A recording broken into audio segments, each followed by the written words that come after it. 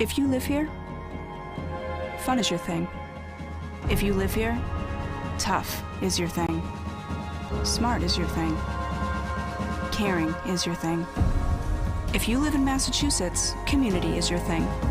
Since 1972, the Massachusetts State Lottery has provided over $25 billion to help cities and towns with the things they need most.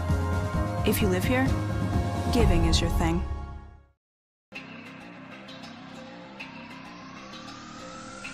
My family earns respect. My family clears bases. My family breaks records. My family wins MVPs.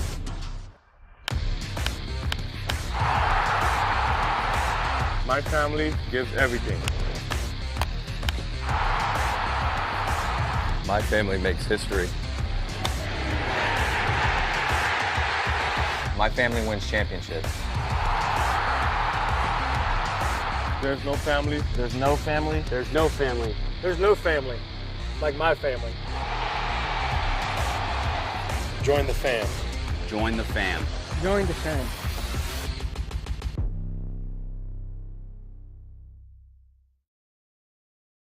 When Alaska Airlines needed a partner for the complex operations of travel, they made the switch to T-Mobile. Our 5G has Alaska Airlines and their customers covered, from major hubs to remote destinations, with 5G coverage ready now for the demands of today and the future. T-Mobile's network powers Alaska Airlines as they deliver next-level care for all customers.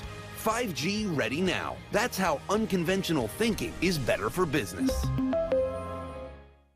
Coke Zero is now Coke Zero Sugar, with great Coke taste. Some people were excited to hear the news, some were skeptical. So we're not gonna have the star of the show you're watching come out and say, "You'll love it." No special jingle written by this week's hottest pop star. No famous internet celebs who happen to be holding the label just so. Okay, maybe just one little pour shot. The only thing that will make you believe Coke Zero Sugar has great Coke taste is trying it yourself. Ice cold Coke Zero Sugar. Try one today.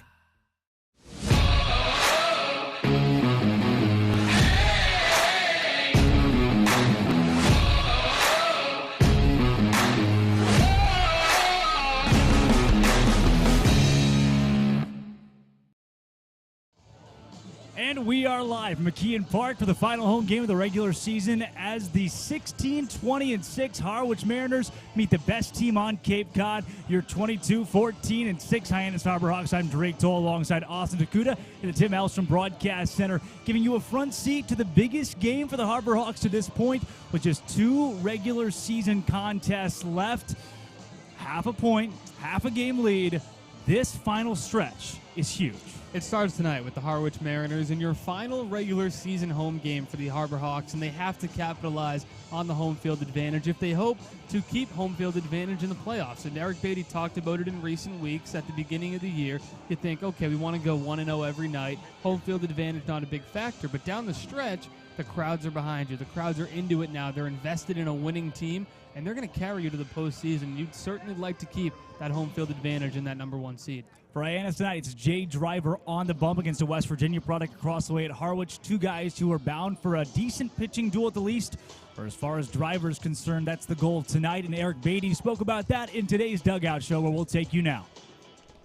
Welcome to the Dugout Show. Drake Toll alongside Coach Eric Beatty. Coach, as a former pitcher yourself, is it easier to pitch with a wet baseball or a dry baseball? I would say it's easier to pitch with a dry baseball, but you got to figure it out.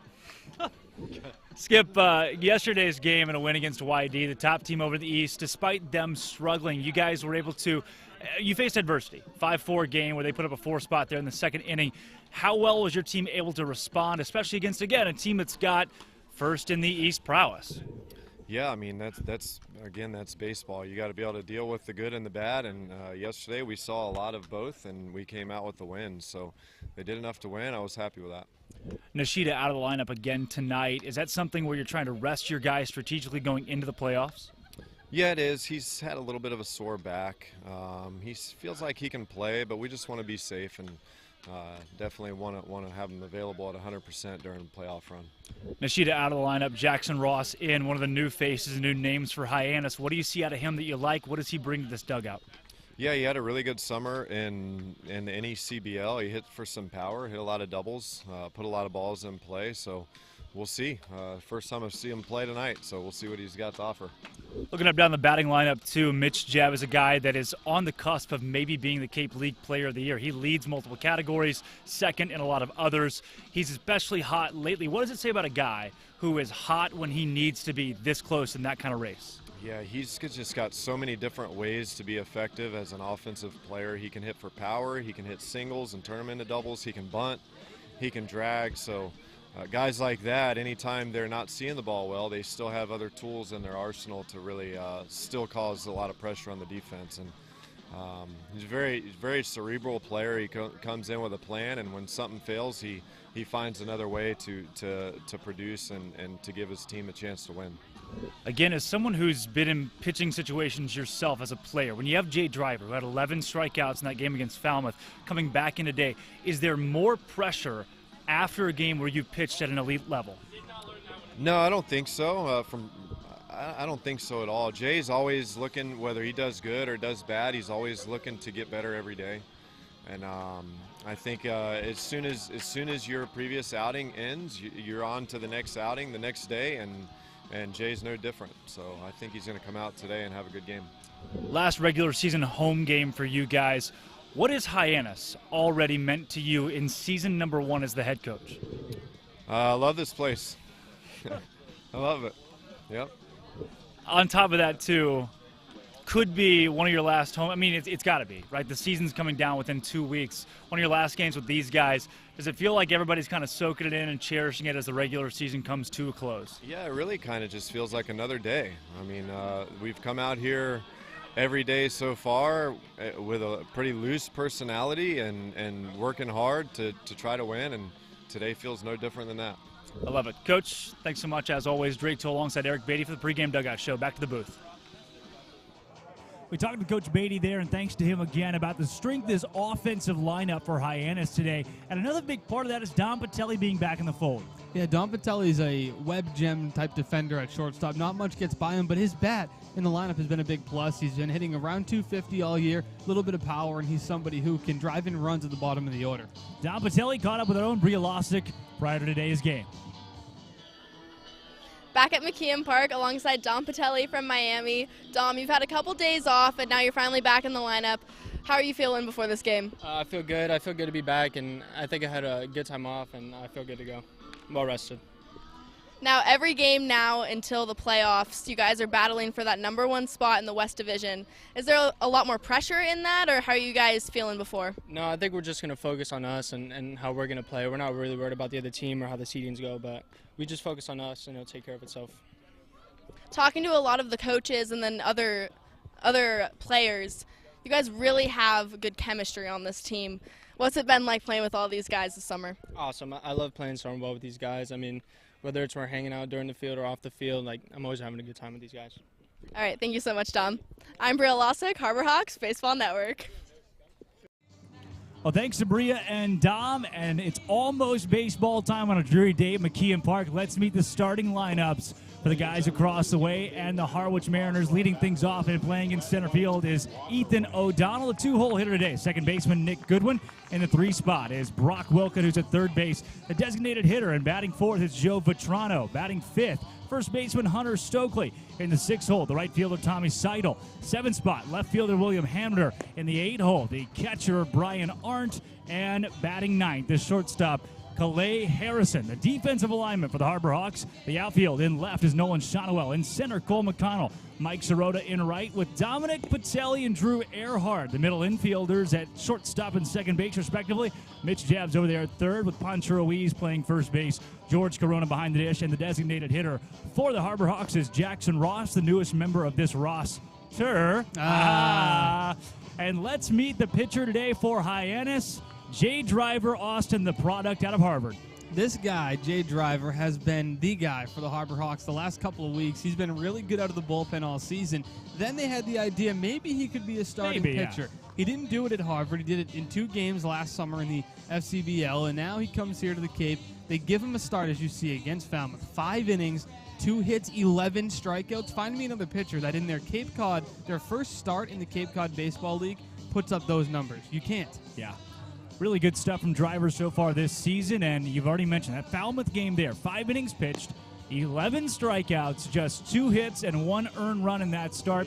He's got a 3.43 ERA, a 2-2 record overall, and the guy has been stellar facing off against a lineup across the way today, the Harwich Mariners, that has not been so stellar. A group that right now, while they are second in the league in runs, they are 8th in hits, so they score timely, but they don't put the ball in play a lot.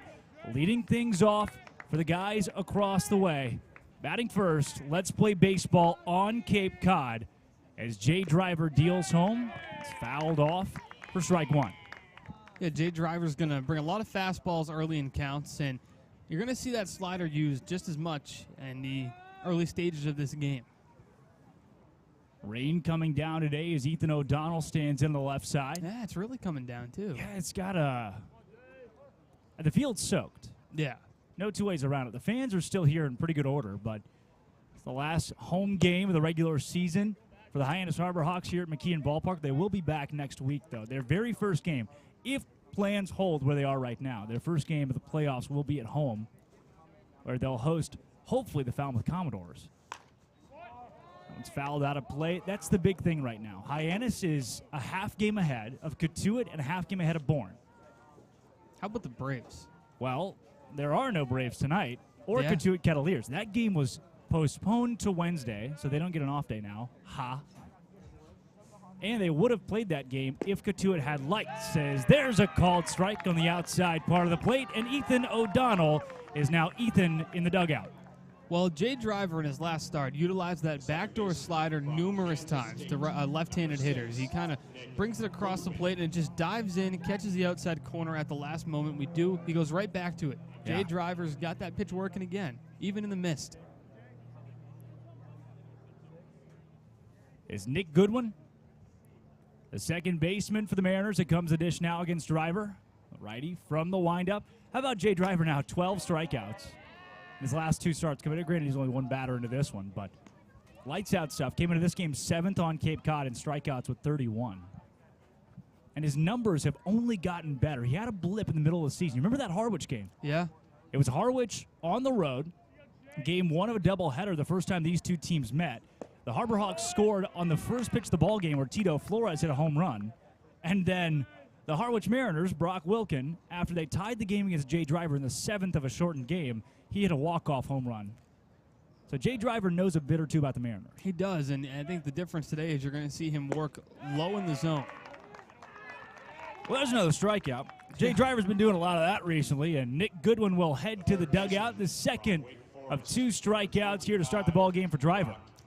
I mean, he's got his pitches working. It's the same thing we saw against Falmouth. Maybe a bit more efficient out of the gate here, but, I mean, he's in the zone every pitch. And what the biggest difference here, Drake, in that game against Harwich where Brock Wilkin hit the big homer off Driver, he was leaving everything up. His slider wasn't finding the zone, but today, right out of the gate, Jay Driver's got everything working for him. Brock Wilkin at the dish here. Wilkin owns a .233 batting average this season as he's got a called strike on him. Interesting that Wilkin won the Player of the Year award on Cape Cod last year, but this season just 13 RBI on 24 hits.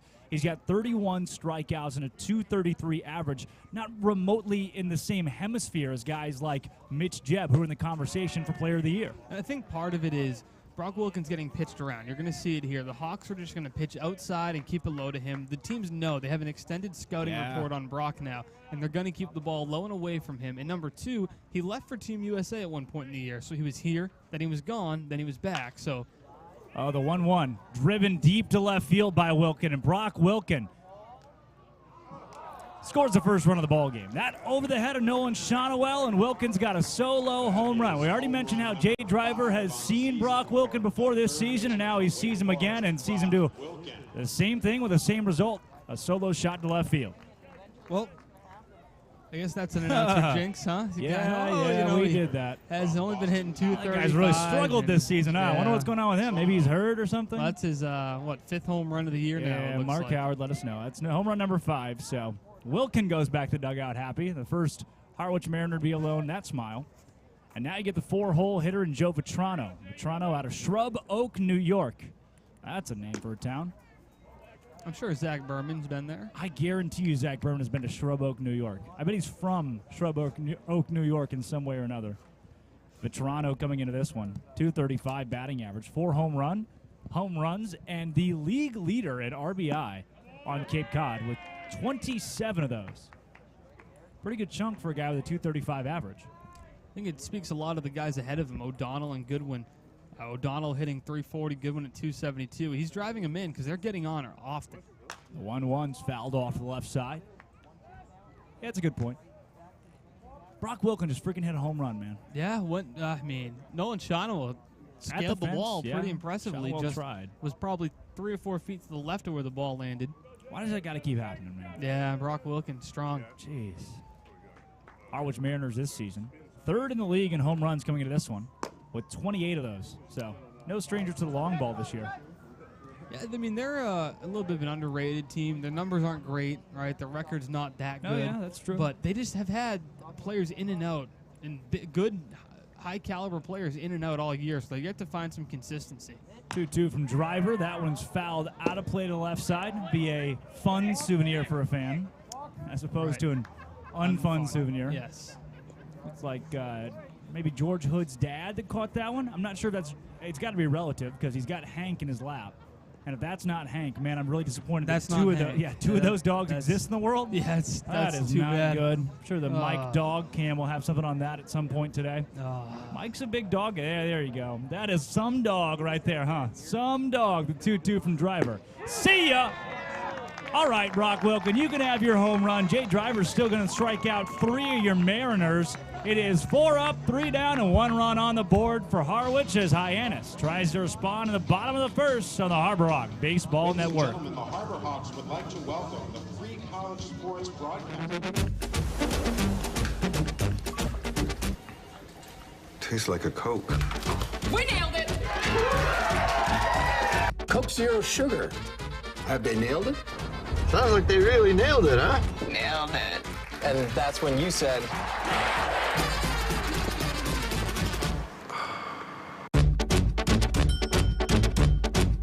So it really tastes like a Coke. Yeah, that's the point. When it comes to buying or selling a home, you need a partner, not just an agent. For over 50 years, Gibson Sotheby's International Realty has set the standard in excellence and performance. A seasoned team that has thrived throughout all markets. Our agents live and work in your neighborhood and understand you. We are over 170 agents strong, backed by an in-house marketing team and global reach that is second to none. From studios to penthouses, purchasing to renting, our team provides unparalleled real estate services.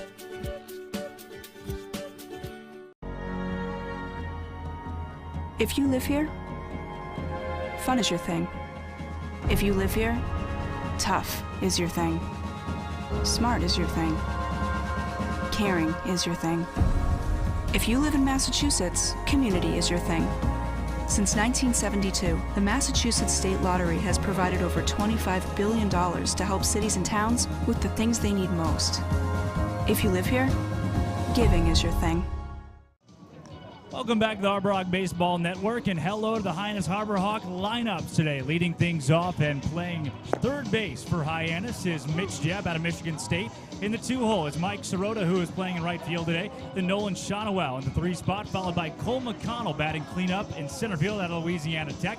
Pancho Ruiz is at first base in the 5-hole today. 6 spot, Jackson Ross, welcome to Cape Cod. Welcome to Hyannis. Drew Earhart in the 7-hole. Batting 8th is George Corona, the catcher. And in the 9-hole, back with the team is the shortstop Dominic Patelli. Hamiter, O'Donnell, and Seidel in the outfield. Wilkin, Harrison, Goodwin, and Stokely from left to right across the infield aren't behind the plate.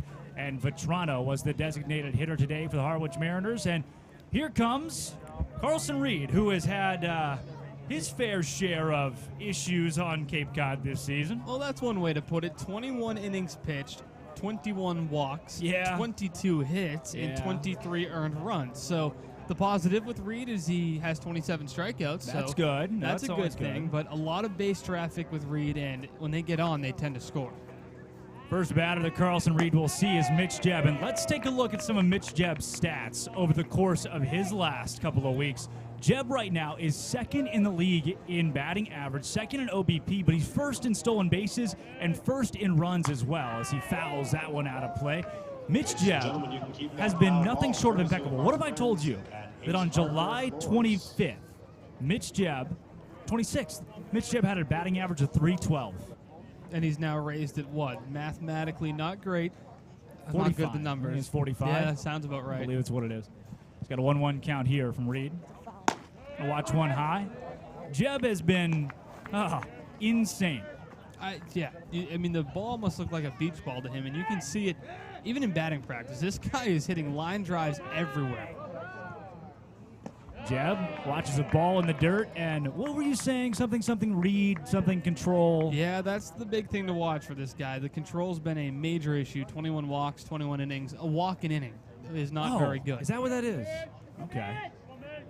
And the 3-1 to Mitch Jebb. That one is outside. So 22 walks in 21 innings, and Carlson Reed, the West Virginia Mountaineer, fails to find the strike zone more than once in the first batter he sees. Yeah, I mean, if you're not going to get that call on the outside part of the plate, it's going to favor the Harbor Hawks because Reed struggles to go in the zone. Jay Driver does not, and we saw that in the first inning. Driver struck out the side without much difficulty. So Reed's a guy who will benefit from an expanded zone that we've seen down here in the Cape League. But if you're not going to get it tonight, it could be a short day on the mound. At the same time, it also could be a long day for Reed, if that makes sense. And Mike Sirota comes the dish here with Jebb on first base. Jebb is the new league leader. Well, he's tied for the league lead in stolen bases with 24. He's tied with Riku Nishida of the Hyannis Harbor Hawks. Those two guys play baseball together in the summer league on Cape Cod. Some may say it's fun to watch. Yeah. This team runs a lot. Those two guys alone have 48 stolen bases, which is more than basically half the teams that are here right now. I wonder. That's more than some major league teams. 24 might be more than some major league teams. You don't see the stolen base come into play as often. I think that's why in the majors they're going to have those bases be a little wider, try to encourage the stolen base to come back in the game. So Rota's ahead 1-0. Jebb hasn't gone yet, and he finally gets a strike from Reed. Carlson Reed, if there's something to like about him, we've seen plenty of pitchers who have the archetype or the idea that he's got great potential to be really good in the game of baseball.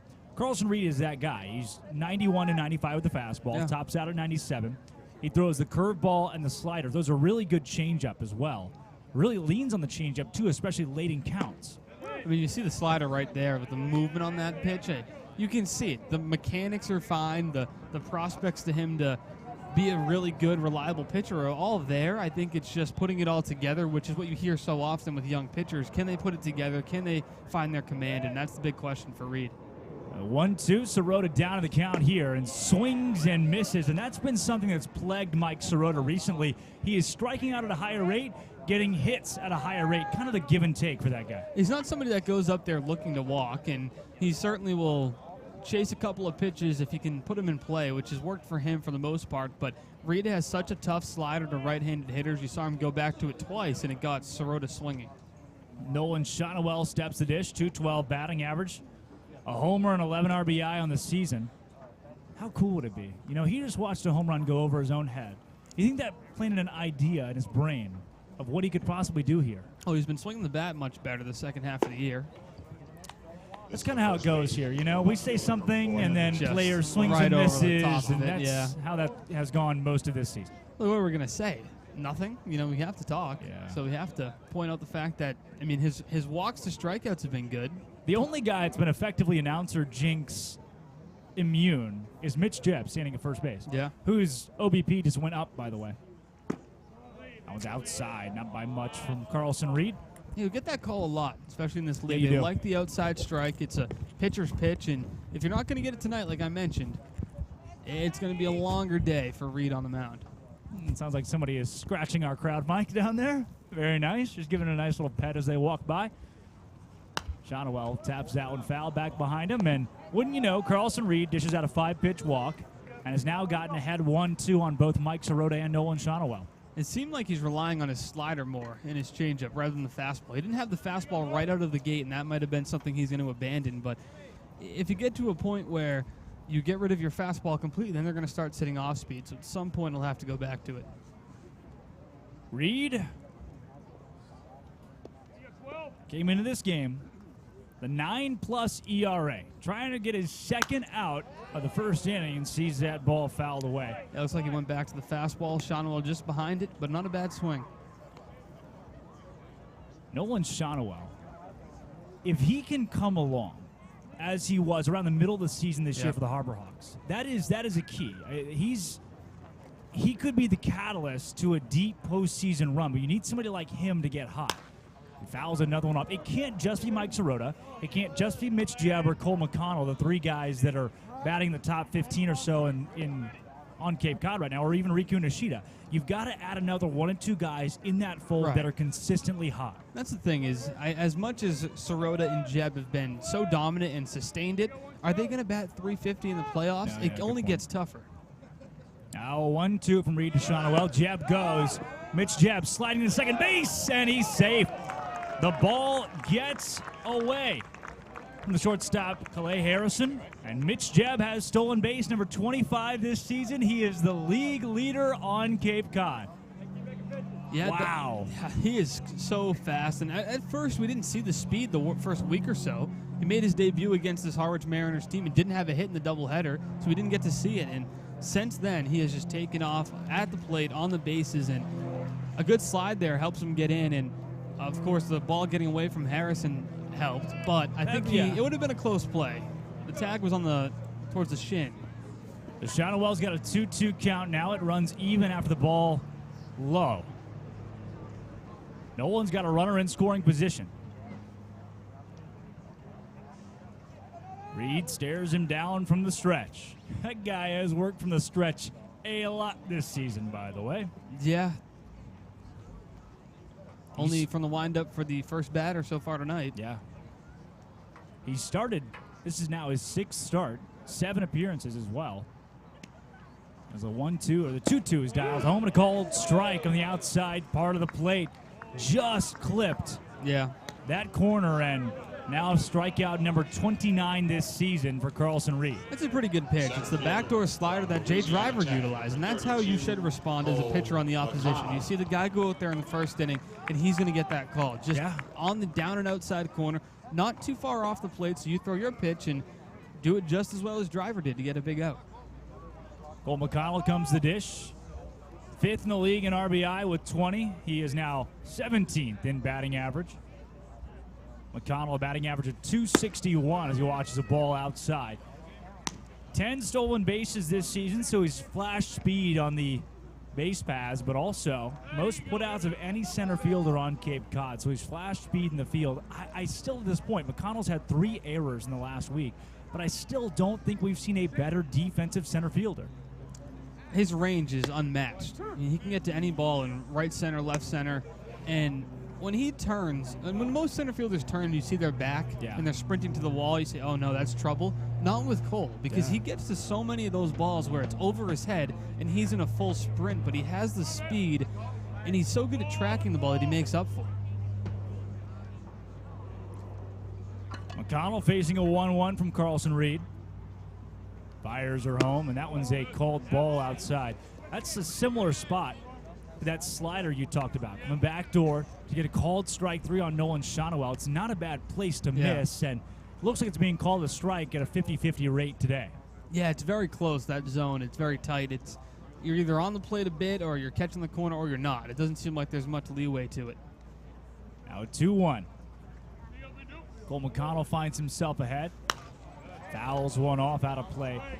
That's the thing for the Harbor Hawks. They squandered bases loaded scenarios twice yesterday. Despite winning that game, 2 times you got guys all around, and you can't get somebody home. Now with Mitch Jebb at second base, especially down 1-0 early, be a great time to just a single. All you need to any part of the field right here for Cole McConnell, and Mitch Jebb's going to score. The 2-2 to Cole. Sends that one to the left side and over the head of Brock Wilkin.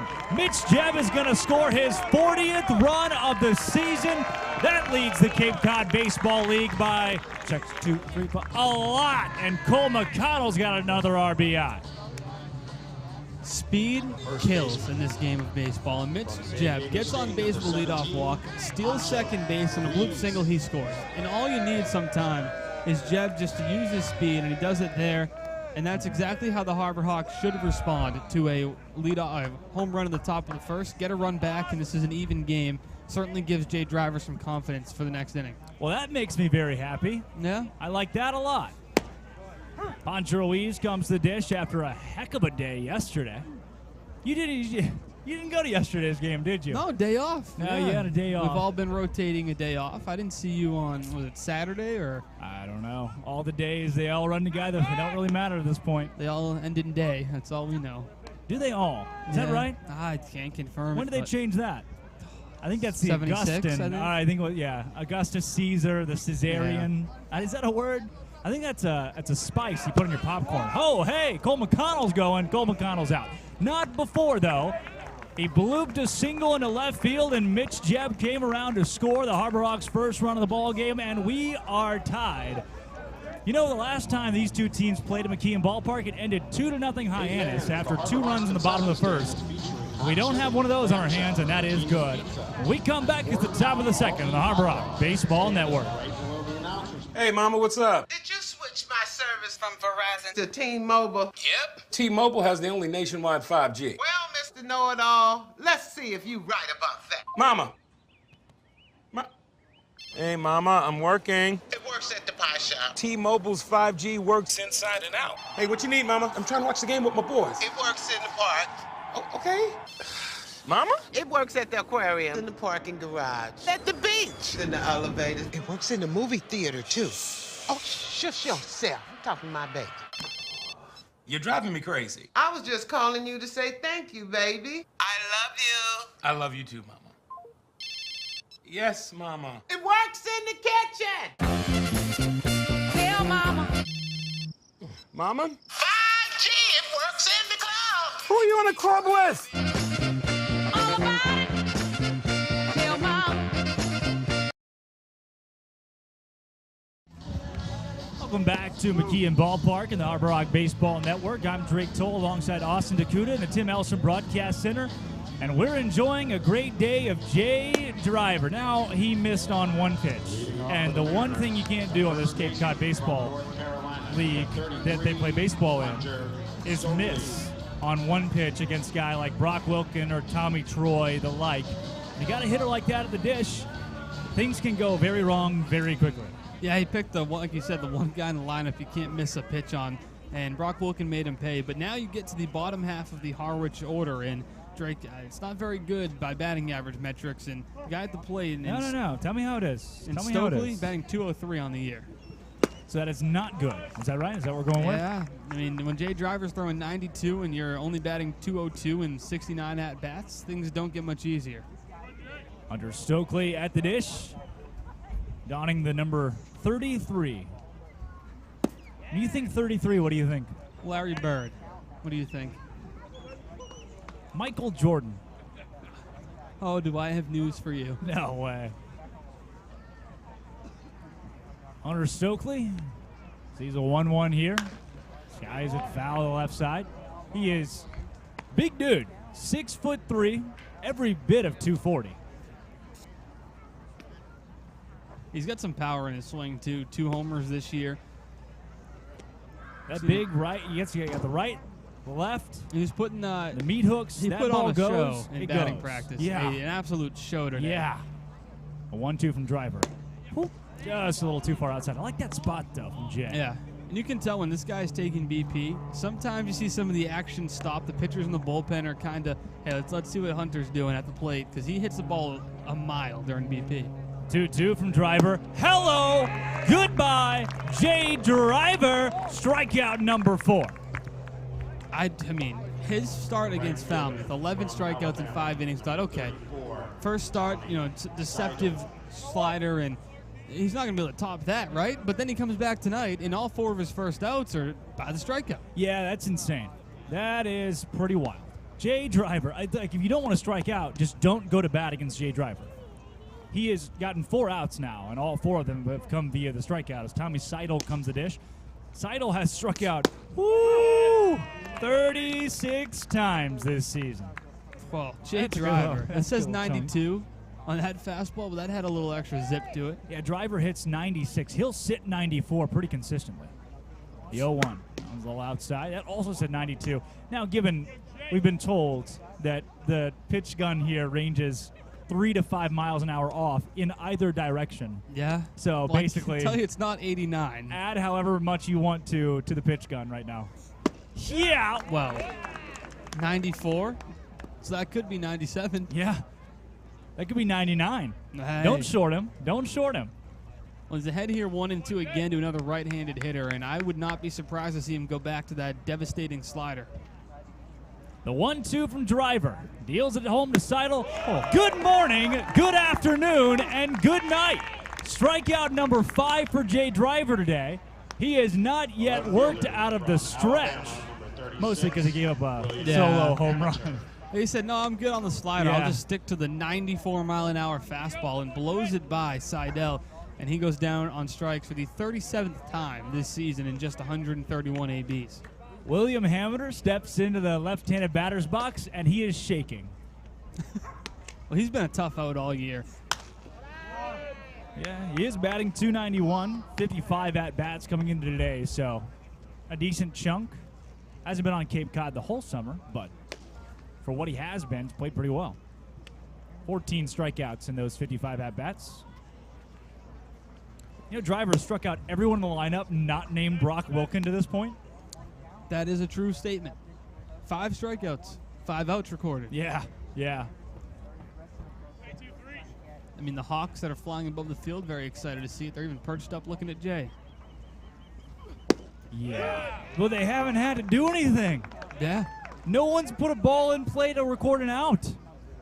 Dom Patel comes back today after a few days off. He's thinking, okay, bored as hell. I'm ready to What are you go. supposed to do with that, let's test me, get me back into this thing. Nope. Dishes home to Hammer. That one's a ball outside.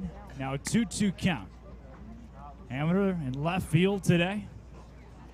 As mentioned, 16 hits in his 55 at-bats this season.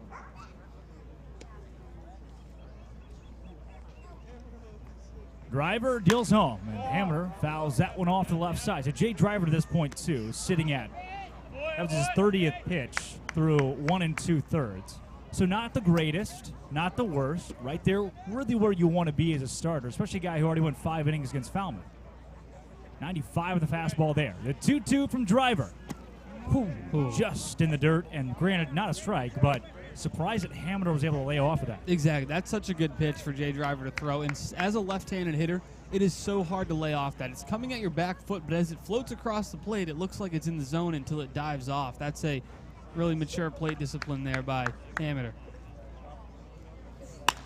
That one is skied to right field. It's hanging, and hanging enough for Cole McConnell to come in and make the grab and record their 3rd out of the top of the 2nd inning for the Harbor Hawks.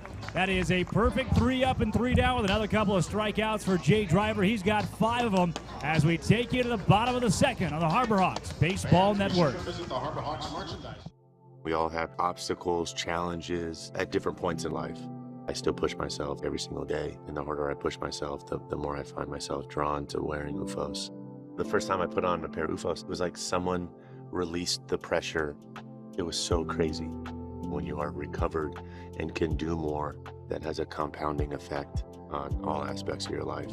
Stepping into a pair of UFOs, they're truly one of a kind. There's nothing like them. Best ever? Good question. Wait, why'd he sound like Dr. J in your head? I've always sounded like Dr. J in my head, which means Dr. J's outside voice sounds like my inside voice? Which Coke? The doc would know.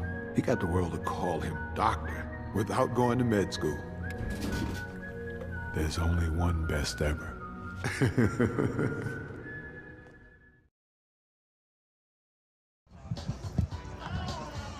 You know, Austin, not Yeah. the most beautiful day for baseball here at McKeon, but a beautiful day for dogs at the ballpark. We have Mike Maynard here, our cameraman, who's got some dogs spotted out across the concourse here. A Park little at the border park collie tonight. right there. If we He's could got a get a shot, that'd be bandana great. on. Oh, that's great. Mike, if we can get a shot of those dogs down there. Look at that dog laying on that guy. Oh.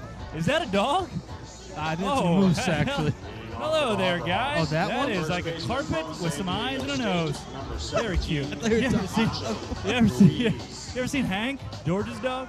Same dog. Yeah, it might Same be. dog. Oh, Hank is about 2 pounds. Is that a dog? You don't feel Hank until he bites your ankle. Okay, I so. think it's actually a fake dog. I think it's one of those, they bought that at the store. You ever been to a Tuesday morning? No. You've never been to a Tuesday morning What's store? Tuesday morning Just store? picture a store, but they only sell that, like fake dogs. And they're only open on Tuesday morning. Terrible marketing, by the way. Awful way to make money. I tell you this, Austin. If I can give you one piece of advice that sticks with you the rest of your life, don't open a store that's only open on Tuesday mornings and think that calling it Tuesday morning is going to make the store good. Are there a lot of those? Or Yeah. I think there's one in Waco. Open 6 to noon or something? No, man. Like 1 hour slot. Oh. People line up around the block for weeks. Just waiting for weeks. Just waiting for their Tuesday morning where they get, Oh, they boy. pull the card. Pancho Ruiz swings and misses at that one. Came to the dish because Cole McConnell was caught stealing in the bottom of the first. And now coming to the dish, the DH today from FAU, Jackson Ross, the newest addition to the Harbor Hawks. Well, welcome to the team, Hey. right? You Hello. just gets in after finishing up his summer with the Keene Swamp Bats, I believe, with the NECBL. Yeah, Ross you now know who knows where they are. comes right down to the Cape. It's funny. They tell you the way he got on the team. I don't think I heard that story. Yeah, no. man, he's NECBL, so he's just driving home for playing baseball. Passes by McKeon, stays the night on the field. They come out next morning. Yeah, on his way back to Florida, Yeah. he passes by Cape Cod. There's a baseball player out there. They're like, "Hey, man, you want to be on our team?" And he was like, "I don't know, I guess." Yeah, that's not it, but okay, good try. Fine. Well, Tell the people at home all my secrets. Well, I mean, I don't know if Hyannis is on the way back to Florida from New Hampshire, but Well, you must have never driven to Florida from New Hampshire. You got to go up and back around. Oh, right, yeah, down to the Cape, yeah. back off the Cape, yeah. 2-1 here to Ross. Takes a ball high. A walk wouldn't be too bad for your first at-bat on Cape Cod. Yeah, his OBP has been solid throughout his career. 364 from 2 summer leagues and 1 year at Florida Atlantic. There's a called ball 4, so that'll do it. Jackson Ross, welcome to Cape Cod, and say hello to your first base on the Cape. Teammate of Nolan Shonowell at that as well, so immediate comfortability for that guy. And now you get Drew Earhart. Was funny yesterday. You didn't see this. You weren't here. Coming to the plate, Earhart gets a hit, and Christian Moore bat behind him yesterday. Earhart gets a hit. Moore comes into the batters, the on-deck circle, and looks right to the crowd mic and goes, "Man, this guy's been here like a week and has more hits than I do." Earhart is batting .278. Yeah, 5 hits, 4 walks. I mean, waste no time getting involved. That will play. The 0-1 to Earhart. He's taken inside. I realized that was you. Yes. Yeah. The whole game. Yeah.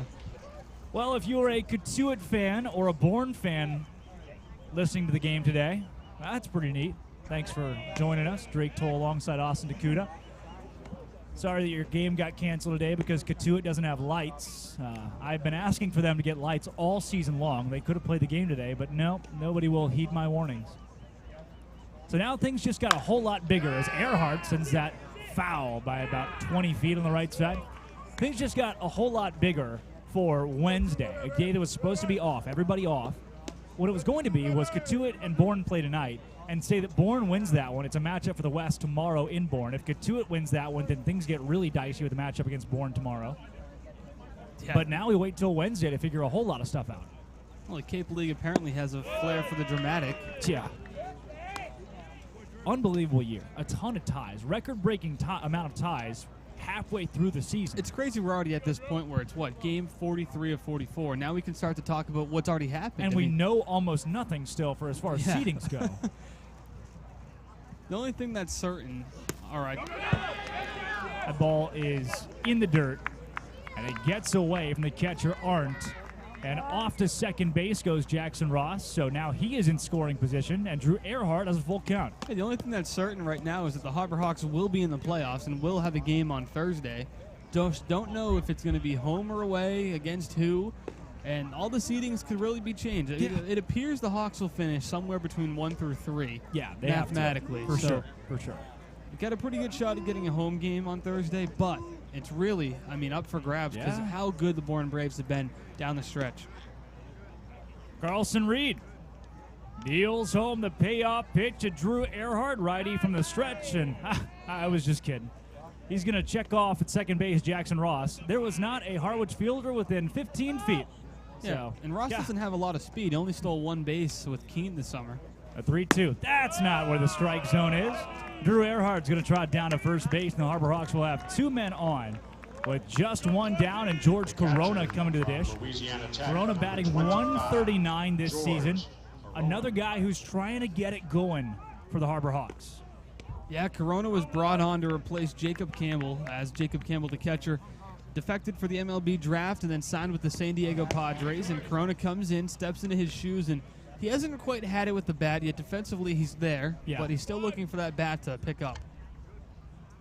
First pitch that he sees from Reed, that one's a ball outside. Carlson Reed coming into this game was, well, not necessarily elite. 9.85 ERA, a 1-3 record on Cape Cod. 27 strikeouts, as you mentioned. That has risen to 30 now. And when you're walking one guy an inning, it doesn't matter how hard they hit you. There's already going to be somebody on the bases, and tonight he's walked 3 already. The 1-0 to Corona. Fouled off the left side.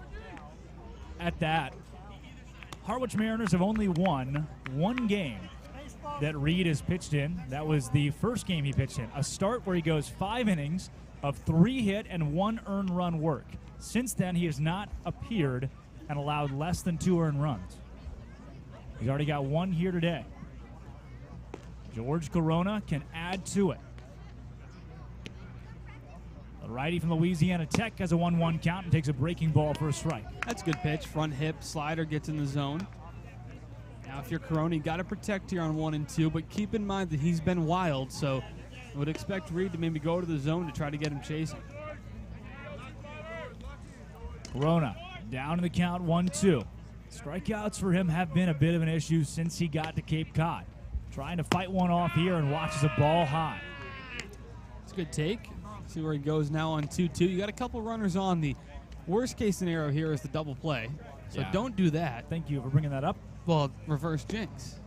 Well, now you said reverse jinx and it just nullifies everything. I'll say Where have you been 43 games this season? 2-2, swing and a miss. See? Yep, no double play. You win, guy. You win. Well, he'll pass the baton after the strikeout to Dom Patel, and it's a welcome sight to see him back in the lineup. Dom has come back after a weekend off. Patelli's got 12 RBI this season on 29 hits, which is a really good mark. A .259 batting average is good enough to put Dom in the top 20. He actually sits right now at number 19. I heard him say pregame during BP, might have to get a bunt in today, so don't know if it'll be here with 2 down, but would be okay with a bunt here as he takes a ball outside. Earhart at first, Ross at second. Both of those guys reached via walk, and neither of them have elite speed, but it's serviceable. There's really not more than 1 or 2 guys in this team that you really just don't have that much confidence in on the base paths. I think that was part of in building the team. The Mazdak Darvari, Nick Johnson in the front office, they wanted guys who were capable base runners at the worst. 1-0 to Patelli.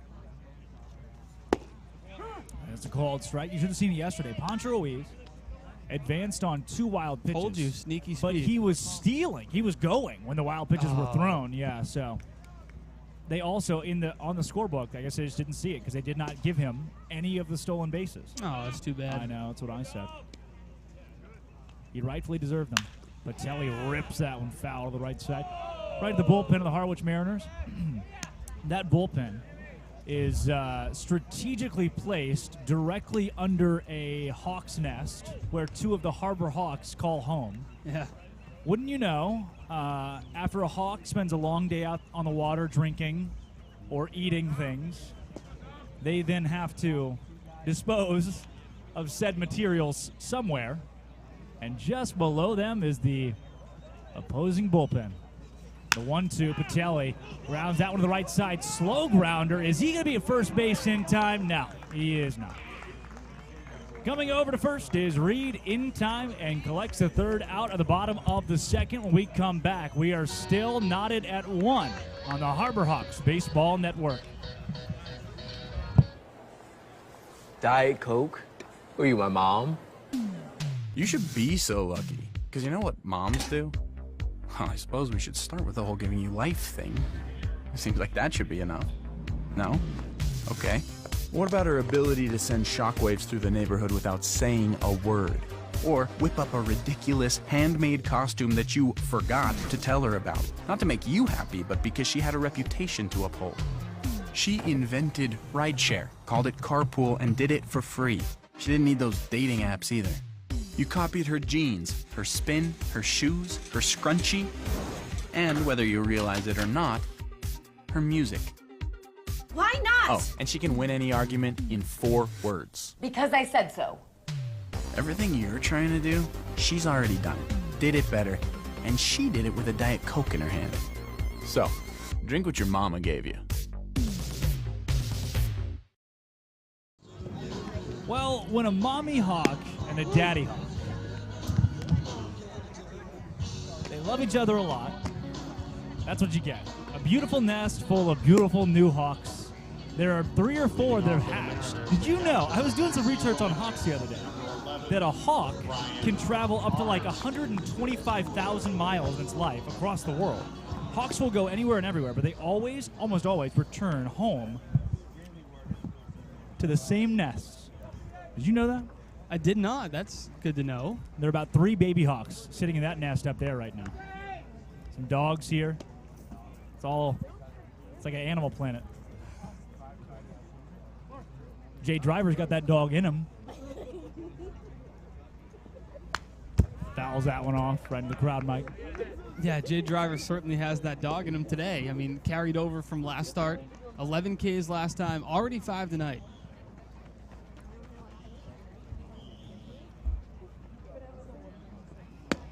Ball outside. 10 fascinating facts about the amazing osprey. Now, let's start with this. Are you an osprey or an osprey guy? Osprey. Okay, you're the osprey truther. There's a strike. I don't think it matters that much to call me a truther. Or an untruther. I don't know. An untruther? Is that what you're going to go with? A falser. Not a liar? An osprey liar. You're an osprey liar. 1-2 from Driver. Deals it on home. See ya! Another Jay Driver. 1, 2, 3, 4, 5, 6. I mean, I'm just so impressed as to how he's getting these strikeouts. He's not falling behind in any count. He's not even getting to 3 balls. What are you trying to say right now? He is just throwing strikes. Every single time a guy comes to the plate, he's pumping strikes in the zone. Driver has now struck out every batter he's faced, except for Brock Wilkin and Will Hamilton. Now he's got to deal with a 9-hole hitter. He's got Calais Harrison, who didn't really come close to that baseball. Harrison is batting .255, serviceable, 12 hits and 47 at-bats, so fairly new to Cape Cod, 13 strikeouts and 8 walks this season. The 0-1 from Driver. Ball in the dirt. Jay Driver's got 37 strikeouts this season. And the guy, where did that come from? I don't know, because he started the year as a 1-inning closer who was saving games for you the first week. Yeah. And now he's starting. It doesn't always go this smooth when you move guys from the bullpen to your starting rotation. We see it at the major league level all the time where teams think, okay, maybe we can pluck our closer who throws hard and put him in the rotation. Jay Driver's only started 2 games. Yeah. Before this. That doesn't always usually work out very well either. No. And they're guys that if they do come out and throw, they're throwing for, I know, they're throwing for maybe 2 innings, 3 innings, right. And it's a bullpen game. An opener. So Jay Driver is not an opener. No. He is certainly a true starting pitcher. It's 2-2 to Harrison. That one's ball outside. Full count. If you're Jay Driver, you got to go back to the strike pitch here. Yeah, it's a wise analysis. Driver the payoff pitch to Harrison. See ya! Jay Driver is out of his mind. 7 strikeouts of the 8 outs today. Jay Driver, I'm going to keep going. 5 innings against Falmouth, had 11 strikeouts.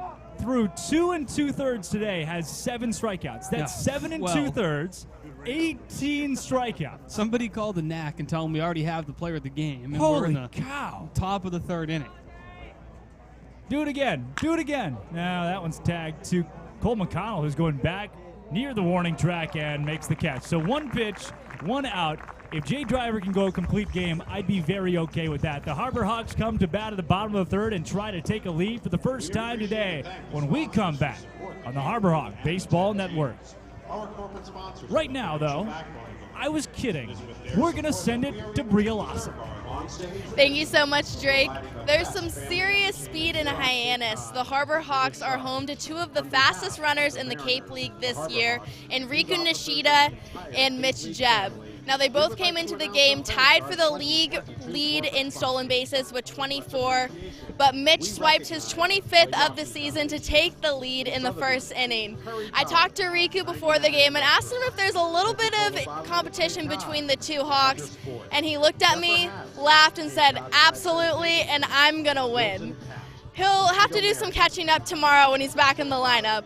I asked Mitch, too, about the little competition between them, and Mitch said he's actually learned a lot playing with Riku and that he's gotten a lot more confidence on the base pass just with playing with him and seeing his style of base running. Back to you guys. Well, thank you very much, Bria, and there is a new pitcher on the bump for the Harwich Mariners when we come back on the Harbor Hawks Baseball Network. That chip on the shoulder, that started at a very, very young age. People's expectations are, they're cool, they're fun, but mine are bigger.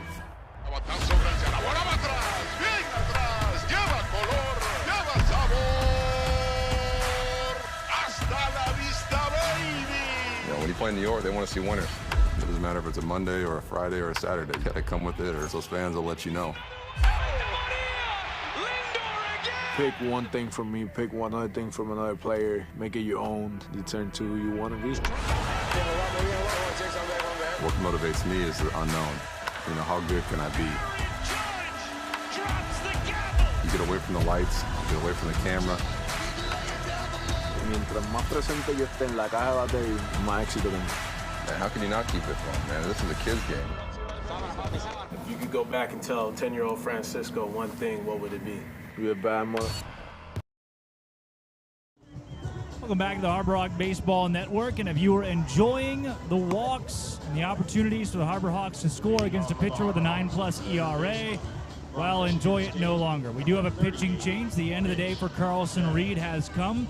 Product of Marietta, Georgia, pitched 2 innings of 1 earned run and 1 hit work, but he also walked 3, however, did strike out 4, and they did not want Carlson Reed to have to go through the lineup for Hyannis for a 2nd time today, just showing the respect the Harwich Mariners have for this group of guys. Yeah, he only allowed the 1 hit, but the 3 walks were not something you wanted to see out of Reed, and especially when you get back to the top of the order, a guy who's already walked once, I can't imagine wanting to throw Reed again against the hottest hitter on Cape Cod.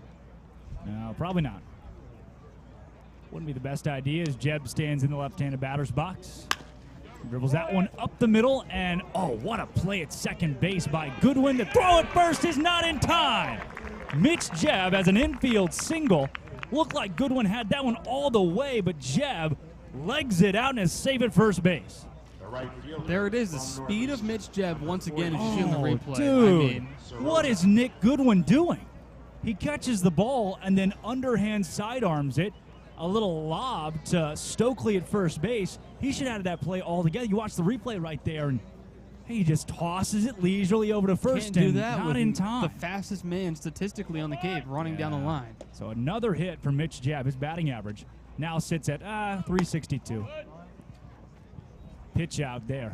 Yeah, Sirota shows bunt, but they the pitch out made him pull back, and they were doing a ton of bunting today in the pregame warm-up, whether it was in the cage or in the BP on the field. The Hawks were just working on the bunts. I think with the wet infield today, that could certainly play into their favor, dropping a couple bunts. Will certainly die. The 1-0 to Sirota. And it is 28 in the game for the Harwich Mariners, who they failed to put on their roster. So that's that's a fun thing to see.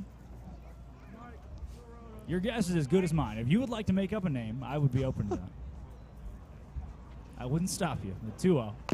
Sirota bunts that one foul. So this guy could have a spotless ERA and be the best pitcher who's ever existed. Cameron Mayer? Wouldn't you know, they've just added him to the roster. Okay, here we go. I refresh. There he is. Looks like, I think it's Cameron Mayer. Yes. Wow. Well, Mayer, welcome to Hyannis. He's got a 2-1 count on Sirota and then goes upstairs. To give you a little bit on Mayer this season, here is a guy. And this is his 8th game in who he's pitched. Why are they just adding him to the roster if he's pitched so much? I don't know. Maybe a point streak. Jeez, man. He's going to walk Mike Sirota. So Mayer, coming into this game, had given out 8 walks in 18 2/3. Struck out 22 with a 4.33 ERA. So pretty rare walk there that he dishes to Mike Sirota. And now he has runner on first, runner on second, and Nolan Shonowell at the plate. But you got to blame that runner on second, Mitch Jebb, on your second baseman, Nick Goodwin.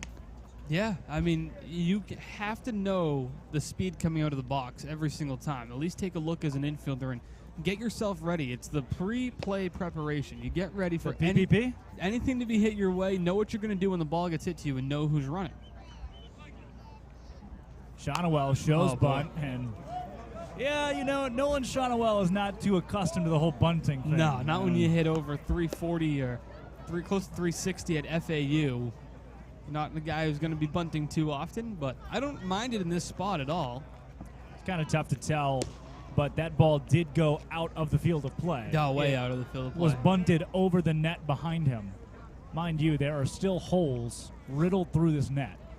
And at any point in time, if the right ball comes through the right hole, we're done. It's not getting That's up it. It's going to hit us. Shonowell down to the count 0-1. Fires that one foul, and that's going to be a second souvenir that Shonowell's dished out. You know, Nolan Shanuel played about the first 23 games of the season. And since then, Nolan Shonowell has stepped to the plate in his honor. July 4th. It was the July 4th game at YD where we learned that we've been saying his name wrong the entire year. He didn't correct us once. No, not once. And that's how it was said on the FAU broadcast when we listened back to those to get pronunciations. That's how it was said by our front office, everywhere. Everyone had called it Shanuel. Everywhere you go, anywhere you look, it was said Shanuel. But now he tells us, we found out from Austin Strickland that it's Shonowell. And then his sweet, sweet babushka told us that it's Shonowell. Babushka. Grandmother in Russian, for those who aren't as versed.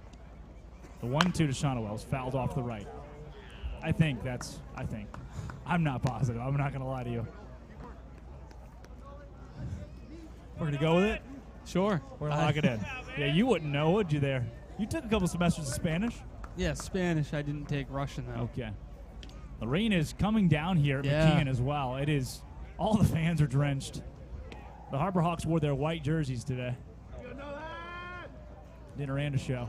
You can see around second base, it looks like a little bit more clay-like when you're looking out onto the field. Or muddy.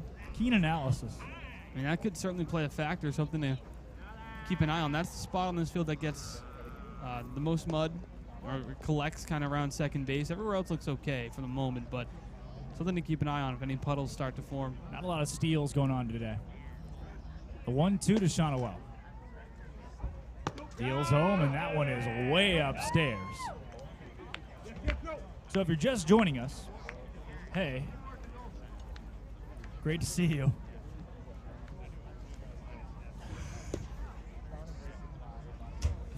They gave me the Orleans roster.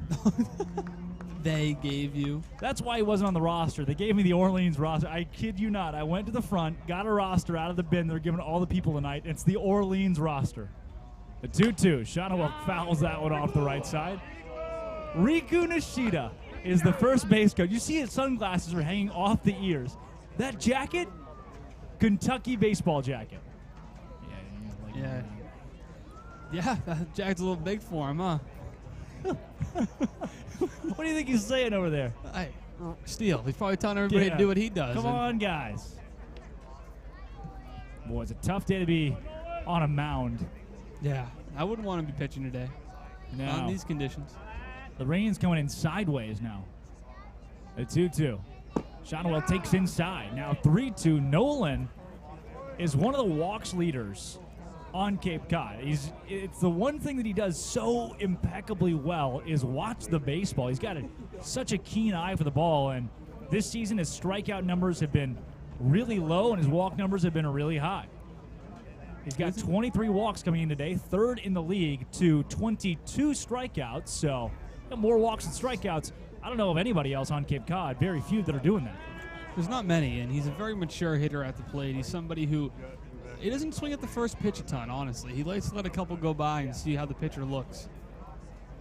Now the 3-2. Pay off with 2 on to Shonowell. Skies that one, going to get out of the infield.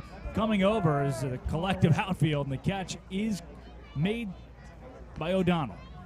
Just got under that one a bit. Did Shonowell popped it up to center, and it's not the worst case scenario. Now you still have first and second, but Cole McConnell's got to at least move the runners to second and third at the least here. Cole McConnell comes to dish here. Similar situation to what he was in earlier, almost the exact same. Sirota was not at first base, and there was 2 down. Here he's got 1 down, but Mitch Jebb's still over at second. McConnell is 1 for 1 after he popped a single over Brock Wilkins' head over at third base. Wilkins a tall guy, too. So if you're going to get it over his head, phew. That baby must be a Harwich fan. They are upset. Harbor Hawks have 2 on and nobody out, or 1 out, I guess now. Jebb goes to third. The throw to third base is not in time. Double steal. Mitch Jebb just swiped third base on Brian Arndt. And aren't you happy to see that one? Yeah, that was a good one, by the way. Like it. The Harbor Hawks, as soon as they get a guy on base, it's almost like they're daring you to get them out. Every single time, you have to know they're going to run. And they just do it time and time again.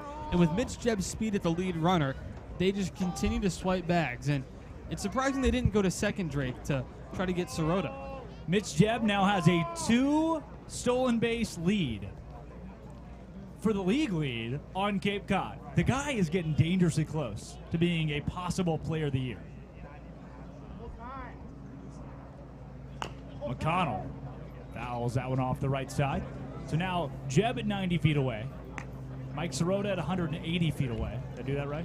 Yes, he is. It's now 0-2 in the count. Okay. It's umpires making sure everybody knows. All right, so was it called strike on the double steal? And I think that's what Beatty's going to ask. Yeah, I think Beatty's got a point.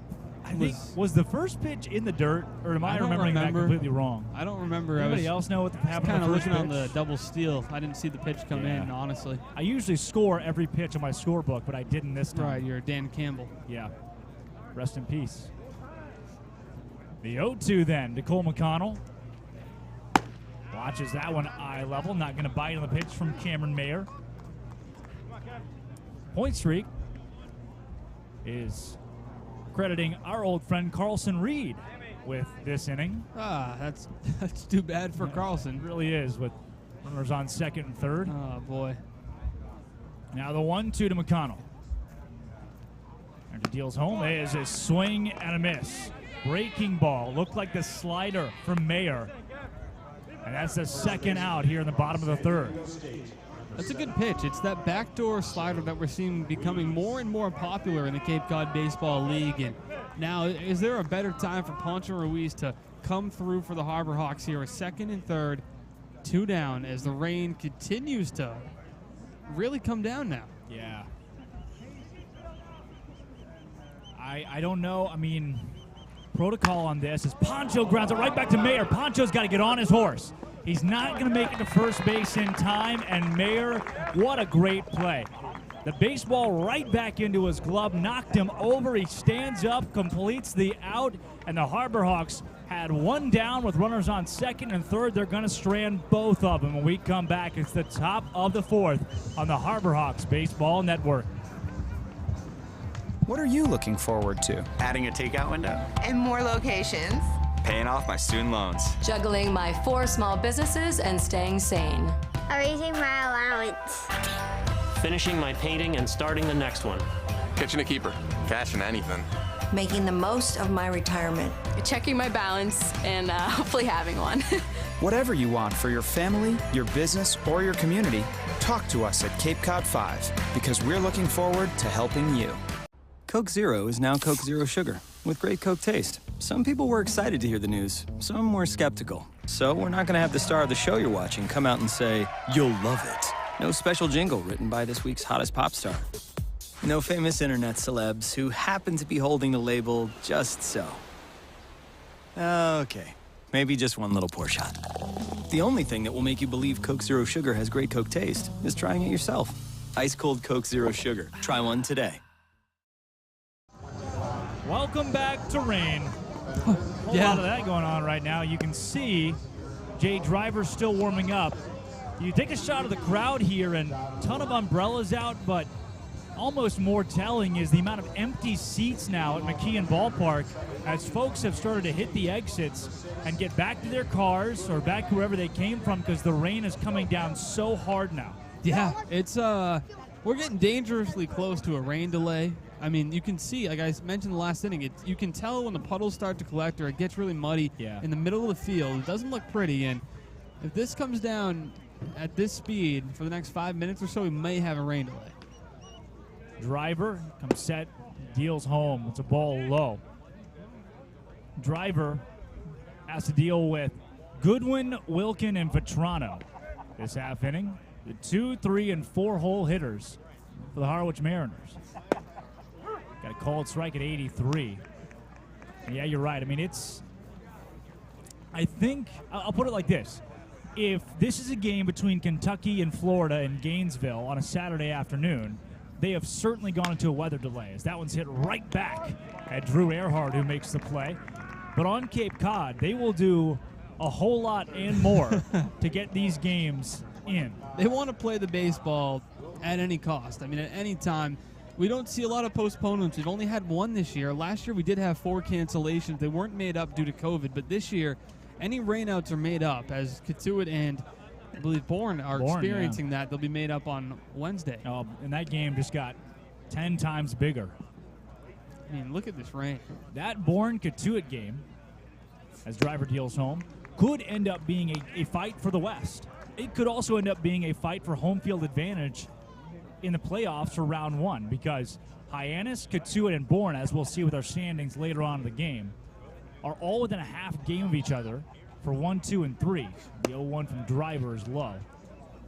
Yeah, it's big. I mean, as Beatty mentioned, we talked about it briefly in the pregame. I asked him maybe game 3, or maybe game 6, I think it was the second time through, and I said, how does it feel to be home after a road trip? And he said, honestly, I don't know if the home field advantage matters too much. We just try to go 1-0 every day. And then I asked him the same question, but I asked him that 2 days ago, and he had a completely different answer. He said, you know, honestly, this crowd here at McKeon Park makes a big difference. He's seen them come through for the Hawks the last couple of home games, and he said, now we're thinking about home field a little more, and we'd love to hold on to that 1 seed, although we are still focused on the goal of going 1-0. There's a big cut and a miss from Brock Wilkin. No, you're right. That's been a big part of this. Look, we'll play you home or away, as Beatty has said recently, but coming back here, in your last regular season home game, too. He spoke about that in the pregame, how much he loves Hyannis, how great it's been to him. Driver's got a 2-2 count now on Wilkin. Driver with 7 strikeouts today as he goes upstairs there. 7 strikeouts of the 9 outs that he's recorded over the course of the game. The only run on the board for Harwich came via a home run from this guy right here, Brock Wilkin. Driver's got him in a full count here. The payoff pitch. Foul out for the right side. He's such a tough out at the plate, too, is Brock Wilkin. We Just saw Jay go to the outside fastball at 94 miles an hour. Now on a full count still, he could drop in that slider. Driver looking for strikeout number 8 today. From the windup again, the 3-2 pitch. Dios mío, ese fue otro strikeout. Number 8 for Jay Driver in this ball game. It is his world, and we are all living in it. It's still incredible. We keep mentioning how the 11 strikeouts against Falmouth were so unexpected in his first start in the Cape Cod Baseball League. He comes back tonight. This is Harvard's closer that is starting games here for Hyannis, and now with 8 strikeouts, he has every one of his pitches working in his repertoire tonight. His last 8 1/3 innings, he has 19 strikeouts. As that one skied to right field, Sorota's going back. That might be the second run of the ball game, and it is. It is into the trees from Joe Vetrano. The designated hitter makes Jay Driver pay for his second missed pitch of the day. Yeah, it's been an interesting start. We just got done praising Jay Driver, but he has hung 2 pitches, and Harwich has done what they've done best, and that's make you pay with the home run. They're one of the top power-hitting teams in the Cape this summer, and Vetrano adds another one to his line, his 5th of the year. So Driver to this point has still not worked out of the stretch. The 2 runs on the board for Harwich have both come via solo home runs. That's what happens. You whip out the Spanish strikeout call, very next batter, home run. We can't escape the announcer jinx. No, we cannot. It's followed us through all 43 games. It's Stokely at the dish here. He's 0 for 1 today. What if I told you that Stokely's last trip to the plate, he struck out? Yeah, well, that wouldn't surprise me considering Jay Driver has struck out all but 1 Harwich Mariner so far tonight. Will Hammeter is the only one who has yet to fall victim to a Jay Driver strikeout. 8 strikeouts, and he hasn't struck out anybody twice tonight. No. And we're only in the top of the 4th inning. Driver's got 2 down here. A 2-0 count on Stokely. That one's skied to left field, but Nolan Shonowell has plenty of room, tracks it down, and makes the catch. The rain is still coming down at a rapid pace here in Hyannis, but we play on. We come back. It's the bottom of the 4th inning on the Harbor Hawks Baseball Network. With Hood Milk, you can trust your family is getting high-quality milk in every nutritious and delicious drop. It begins here on farms that Hood selects, with farmers who uphold the highest standards and who pledge to never use artificial growth hormones. And you'll see that care continue right to your home with our Light Block bottle, which protects the fresh taste of your milk. At Hood, we never stop caring about our milk because you never stop caring about your family. Always good, always Hood. If you live here, fun is your thing. If you live here, tough is your thing. Smart is your thing. Caring is your thing. If you live in Massachusetts, community is your thing. Since 1972, the Massachusetts State Lottery has provided over $25 billion to help cities and towns with the things they need most. If you live here, giving is your thing. Well, as things stay dreary here at McKeon Ballpark, the Harbor Hawks now trail it by 1 again after a solo shot. But Mitch Jeff had another base hit in his last at-bat there in the 3rd inning and coming into today. First in the league in stolen bases. He's already got 2, so he's now at 26. First in runs. He's already got 1 of those. He's at 40. Second in average. He's at 362 after that last base hit. Second in OBP, second in RBI, second in hits. If there's anybody who can make a case for player of the year that's not named Matt Walsh, it's got to be Mitch Jeff. Rarely, and I mean rarely, do you see a guy lead the Cape Cod Baseball League in stolen bases and be top 3 in RBI, top 3 in hits, and on-base percentage. He not only can swipe bags, but he's driving in runs. His run production has been incredible, and he's your leadoff hitter, Drake, and he's driving in anybody and everybody who's on the bases. Coming to the dish here to open up the bottom of the 4th inning is Nolan Shonowell. Shonowell, as we talked about earlier, it is imperative that this guy be in the dugout. That's Jackson Ross. That's Ross. This guy's one on the left side of the infield, drifting over and making the catch is Harrison. Looks like he lost it in the rain there for a second. How could you not, the way it's coming down right now? Yeah, it's tough out there. I mean, it doesn't help that it's just an overcast day. The lights are also on. We saw her a couple nights ago in a similar setting. The Harbor Hawks lost 2 fly balls in the lights here at McKeon Park in the overcast sky. That's yet to play a factor tonight, but with more balls being hit in the air, it certainly could come into play. Drew Earhart comes the dish. Earhart has a base hit. First pitch that he sees from Cameron Mayer. He takes it right back up the middle, and Earhart has been solid lately. He started slow, which is inevitable on Cape Cod, especially coming from Tampa, has worked with the metal bat. Since he picked up the wood in the last week or so, he's really come along.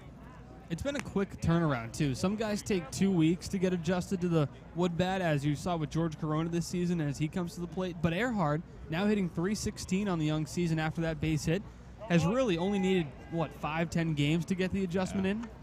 And that's been huge for the Hawks because they had so many guys in and out down the stretch here. For him to just come in and pick up where some of these guys who exited left off has been a big plus. Well, the Harbor Hawks stranded. Runners on second and third. Had that with only 1 out in the heart of the lineup up in the bottom of the third. Now they got Drew Earhart over at first base with George Corona at the dish trying to put up a game-tying run here. Now, something to note today, too. Granted, as big of a game as this is for the Harbor Hawks, if the rain continues but the Hyannis grounds crew somehow finds their way through 5 innings today, they could call it after 5. They very well could. And if this score stays at 2-1, it's Harwich's win. Yeah, the Hawks need to get a couple runs across. They've had situations with guys in scoring position are just yet to push those runs across, and Drake, that's been a struggle for this team as of late. Runners in scoring position, they have not connected as much as they've hoped to bring those guys home. Corona in the 8-hole today, followed up in the lineup by Dominic Patelli. Now Corona's at 135 now this season. Got 5 hits in 36 at-bats as he takes upstairs, and the count evens at 2-2. Really good take there from Corona. A pitch that we probably see him swing at even a week ago. I think it's a sign of improvement, and with the wood bat, it's unforgiving, right? Guys get a lot more out of the metal bat, and you'll see bloop singles, not with the wood, and Corona's learning that. Corona sends it right back up the middle. Double play ball. The throw to first is in time, and successfully completing the double play is Nick Goodwin to Harrison to Stokely, and that'll do it for the bottom of the 4th in the Harbor Hawks. The score remains Harwich 2, Hyannis 1 when we come back on the Harbor Hawks Baseball Network. Traffic is treacherous. There's a fender bender on the pike. Gonna be a wicked commute. The expressway's backed up to the gas tanks. Gridlock. Crawl. Snarl. Jam up. Bottleneck. Log jam. 128 is a parking lot. You'll be late for supper tonight. Keeping your car road ready is what we do best. At Sullivan Tire, we're always here to get you there. Hey, we get you there too. Having a 5G phone that's not on T-Mobile makes as much sense as playing ice hockey. Using pool noodles. Get out of the penalty box with 5G coverage like this. T-Mobile has more 5G bars in more places than anyone. T-Mobile, more 5G bars in more places. Another reason T-Mobile is the leader in 5G. Welcome back to the Harbor Hawk Baseball Network. Drake Toll alongside Austin Dakuda. And Austin, we mentioned the standings over the course of today's game, and what has been so key for Hyannis is staying atop or at least near the top of this league over the home stretch of their schedule. Right now, 22-14-6. Bourne is a half game behind them at 21-14-7. Katuitt is also a half game behind Hyannis, tied with Bourne at 22-15-5. And then Falmouth has locked up their spot in the 4-hole and Wareham out of the playoffs. But it's a 3-horse race, and Hyannis could find themselves without home field advantage for all of the playoffs.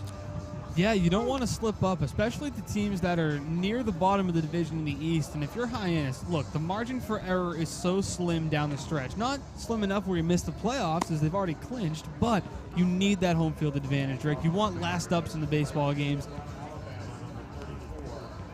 And as you mentioned, I mean, this is the East, right? So much different. Harwich is in 4th place in the East Division. It'd be tough for the Hawks to lose to that team. And, I mean, this is a chance for them to capitalize, right, on a weaker schedule down the stretch. But they're not taking advantage of it so far. As Tommy Seidel comes to the plate against Jay Driver. That's something that I spoke with the Harwich guys before the game, some of their broadcasters, and they were talking about, man, this game just carries so much more weight for you guys than it does us. Speaking as Hyannis is in a position to win the West, if they're able to win today, and if they win against Bourne tomorrow, I mean, as long as you win both of those games, you control your own destiny as long as you want to. Yeah, for the Hawks, it stinks because you're in first, right? You've done so well all year, and you wouldn't want the last 2 games of the year to put a damper on what a successful season it's been. But there's so much at stake down the stretch for this team, and the pressure's certainly on. The 1-1, broken bat, right back to Dom Patel, the shortstop. Well, it's like he never missed a beat. The throw to first is in time, and that guy's got one of the best arms that we've seen coming across the infield. He's so smooth. Everything is very fluid with his delivery, as you see right there on the replay. It's just one motion for Patel from the transition from the ball to the hand, and his throw across the diamond is a seed. Every single time it has some zip to it. And that tells you that he has a major league arm at short, Drake. He can make the throw from the hole. He's a guy who can really steal a couple outs for you every single game. Gives way in the lineup to Will Hamiter. The left fielder today is the only Harwich Mariner who has not fallen victim to a Jay Driver strikeout. Driver has 8 Ks today. That's insane. We're in the 5th inning. Driver's pitch count currently sits at 60. Yeah. I mean, it's not impossible to see him out in the 6th. Down sky to left side of the field. Going back is Shonowell. He's clear of the wall by about 30 feet and makes the catch, retiring Will Hamiter for the 2nd time today.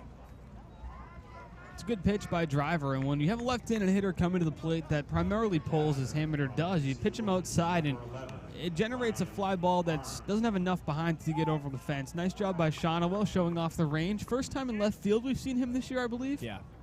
Not bad, making the adjustment. Yeah, I think first time in left field. He's played right. But left, that shows you some confidence that Eric Beatty has in his defensive skills. To the plate now for the Mariners. Giving way from Hamiter is Arndt, the catcher. The first pitch he sees, skies that one on the infield. That could mean that Jay Driver comes back out for the 6th as Mitch Jebb makes the catch, and that pitch count only runs to now 63 pitches for Driver. When we come back, the Harbor Hawks, who have been unbelievable defensively, try to put up another couple of runs and retake a lead here. But before that, we send it to our sideline reporter, Bria Lawson. Thank you so much, Drake. I'm here alongside Alex, who's participating in a week-long broadcasting camp at Dean College. And today, the campers get to come and have a real-life experience broadcasting a Cape League game. Alex, you did play-by-play and color commentary during the first 2 innings. What was that like? You know, it was really interesting. I mean, I come from a hockey background, not a baseball background, so I don't know too much about the sport, but what I do know is broadcasting and commentating and bringing the energy, so it was a lot of fun. It was a really good experience to learn more about baseball and the sport itself, but besides that, I just got to learn what to work on and what to improve upon. What have you learned the most from camp so far? So far, what I've learned the most is probably how to project my voice the most and how to be the most charismatic and projecting I can be, if you know what I'm saying. All right, thank you so much, Alex. You're welcome. Thank you might just see him taking the mic from me in a couple of years. We'll see. There's a lot of future broadcasters here today at the park. Back to you guys. Thank you, Bria. And if my notes are correct, which I've been wrong about 3 times today so far, or more, I think you go to Dean College, Austin. I do, currently. So it's awesome to have these guys here, future sports broadcasters. They're in the pre-college summer camp, and they're getting to broadcast a few innings downstairs. They brought a bunch of equipment with them to do a real broadcast. They all did prep for the game and brought some notes with them. So I think they're going to rotate about 20 kids. Each one's going to do a few innings, and it's a great experience. I mean, not really much better baseball to call than the Cape Cod Baseball League. Yeah, I think it's something overlooked quite often about Cape Cod is that it's not just a baseball prospect league, but it's also a broadcaster prospect league. You get a lot of interns that come here, and like the guys here from the Dean College camp try to grow their craft and hone their craft when it comes to that side of baseball as well. As Dominic Patelli takes a ball high, it is 9-1-2. A heck of a spot for the Harbor Hawks to be in here in the bottom of the 5th, trying to put up a couple more runs. Patelli takes a ball outside and now is ahead of the count 2-0. Also, the guy that we showed with the dog earlier, was in a Chatham Anglers hat.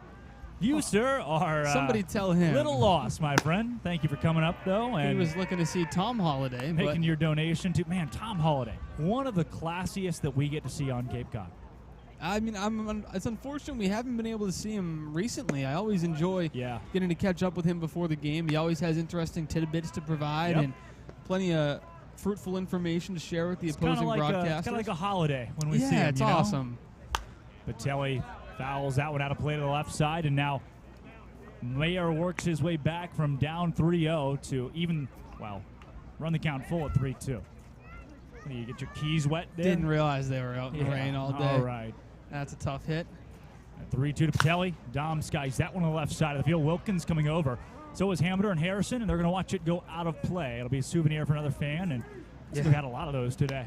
Well, at this rate, if this crowd sticks around, everybody might get a souvenir today for their efforts of sticking through the rain. We 1, 2, 3, 4. Yeah. See if we can count It's them. coming down still. We got people eating nachos in the rain. Got a little bit of everything here at the park. The 3-2 to Patel. Dom skies that one the other way, foul on the breaking ball, way ahead of it. Do you like pina coladas? No. I know where you're going with this already. I'm going to say it again, say yes. Do you like pina coladas? Yes. Getting caught in the rain? No. Oh, okay. That was a 48-mile-an-hour pitch, by the way. Yeah, something's going on with the old radar gun. 3-2 to Dom. That's inside. Dom Patel takes first base with Mitch Jebb coming to the dish. And whose job is it, Austin, to make sure the radar gun's working? I guess me. I mean, I'll be right back if you want. No, it's that okay. one registered at 40. I can only imagine.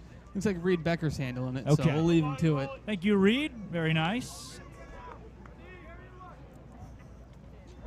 Mitch Jebb comes the dish. Mitch Jebb's been pretty good at baseball here recently. Most of the season, to be frank. Everything except for the first 2 times he plays Harwich. Oh, yeah, I forgot about that. 0 for 8 in his first appearance on Cape Cod. It was a doubleheader against Harwich at Harwich. Had 4 strikeouts in that span, too. Jebb came into today with 22 strikeouts, so 4 of those came in a one-day span. The 0-1, fouled out and away, and Jebb now down to the count 0-2. Goes 0 for 8. Comes back the next day and said, "You want to see me do it again?" Goes 0 for 2. Did have 2 walks, though, so his first time on base on Cape Cod. And since then, man, if you take those 10 at-bats away, this guy with a 362 average, that only gets more crazy. Down to the count to Mayer 0-2 here. Cameron Mayer, the righty from the stretch, sets and deals her home. Mitch Jebb taps that one for a base hit to left field. Holy Mitch Jebb. If you put a team together of just Mitch Jebb and Jay Driver, well, that'd be 2 guys, so they'd probably lose a lot of games. But if you multiplied them out to where they could be a full roster, untouchable. They'd be up about 20-0 right now. Well, 20-2. I get a home run. Jay did give up 2 of those. But now he has speed on the base pass with Patel at second, Jebb off of first, and you got to wonder, is this another situation where Mike Sirota could try to drop a bunt? He attempted it briefly, but was ahead 2-0 after a couple of misses in his last at-bat. I wouldn't be surprised to see Sirota try to drop a bunt here. Wow. Mitch Jebb's batting average is now at 366. I can't even count as high as Hunter Stokely's batting average, much less Mitch Jebb's. Mike Sirota comes to dish, shows bunt, and takes a ball outside. Didn't miss by much. I tell you, Mayer's seen, I think, 4 times somebody squared around tonight. 3 of them have been balls, and 1 Nolan Shanuel popped foul. So maybe a little bit of trouble when somebody shows bunt. Popped foul bunt. Way foul. See, Stokely's coming in about 30 feet on the infield. You got to be careful now. Ahead 1-0, it's no guarantee, but it looks like he is going to square.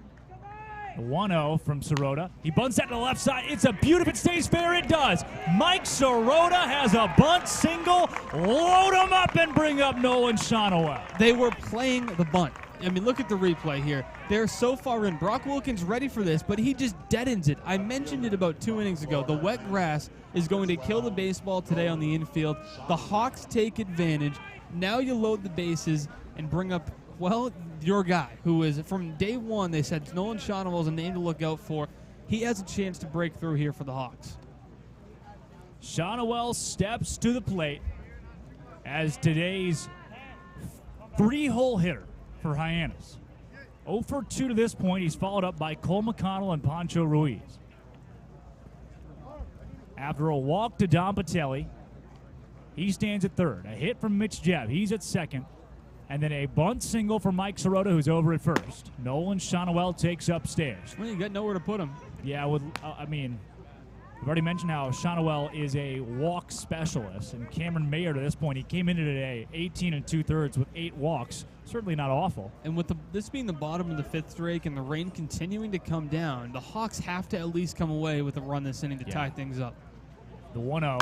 Shonowell right back to the second baseman. Goodwin. It's caught.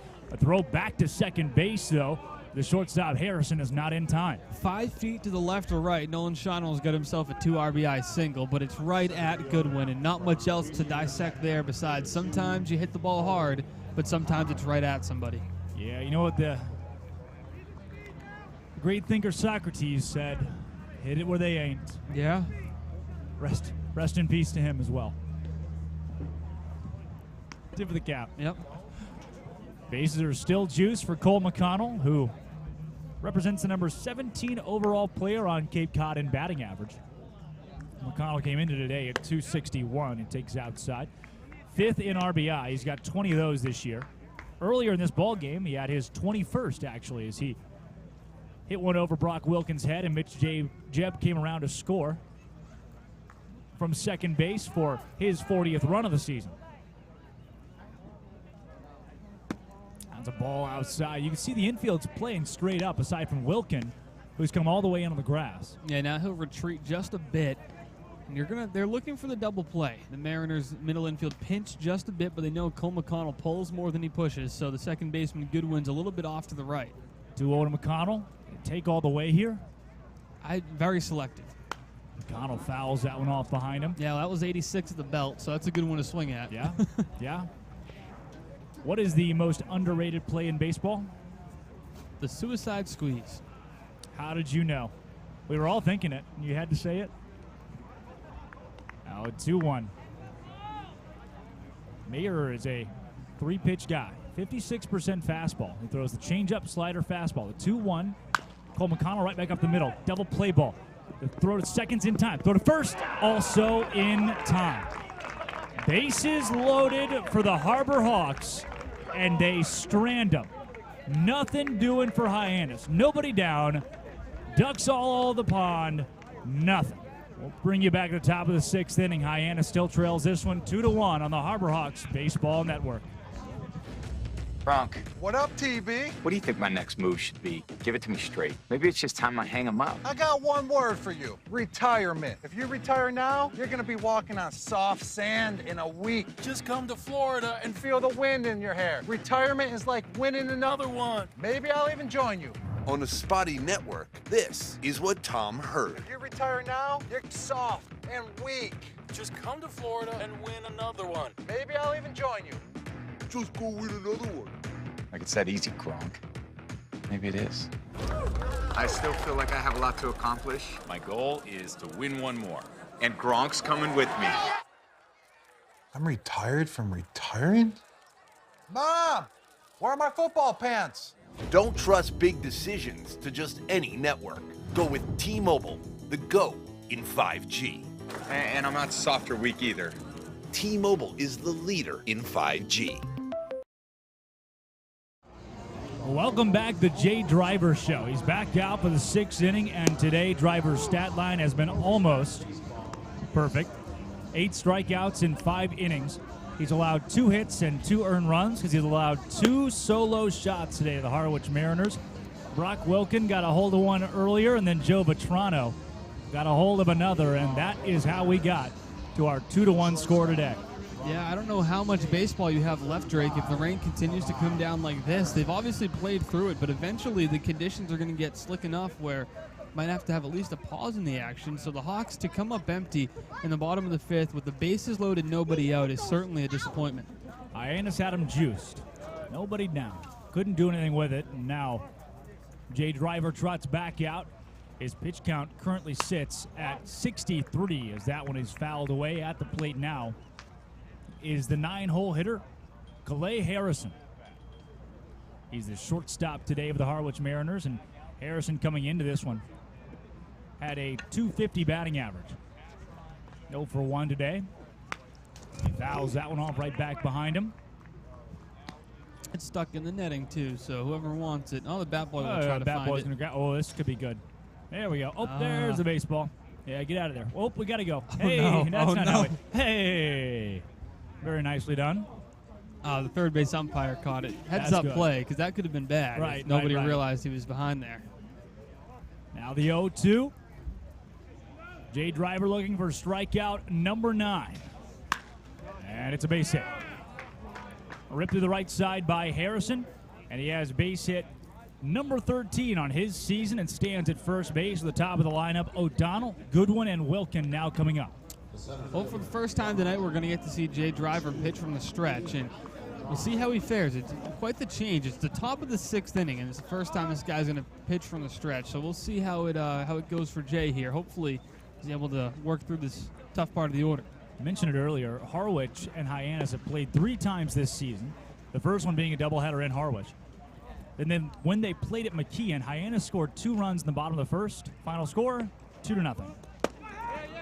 That one in the dirt is going to allow Harrison to trot over to second base safely. Yeah, he spiked it, and it got by Corona, but it was saved by the umpire's right leg. It hit off his shin guard, and that's also difficult for the catcher to locate. You're not expecting it to hit the umpire, so Corona was looking to the backstop, but it happened to be at his feet. Yeah. It's a 1-0 count. O'Donnell is ahead. But yeah, 2 runs in the bottom of the first, and then everybody just stopped scoring. There was nothing after that. And today you've seen a fairly similar ball game through 5 innings of play. 2 runs on 3 hits for Harwich. 1 run on 5 hits for Hyannis.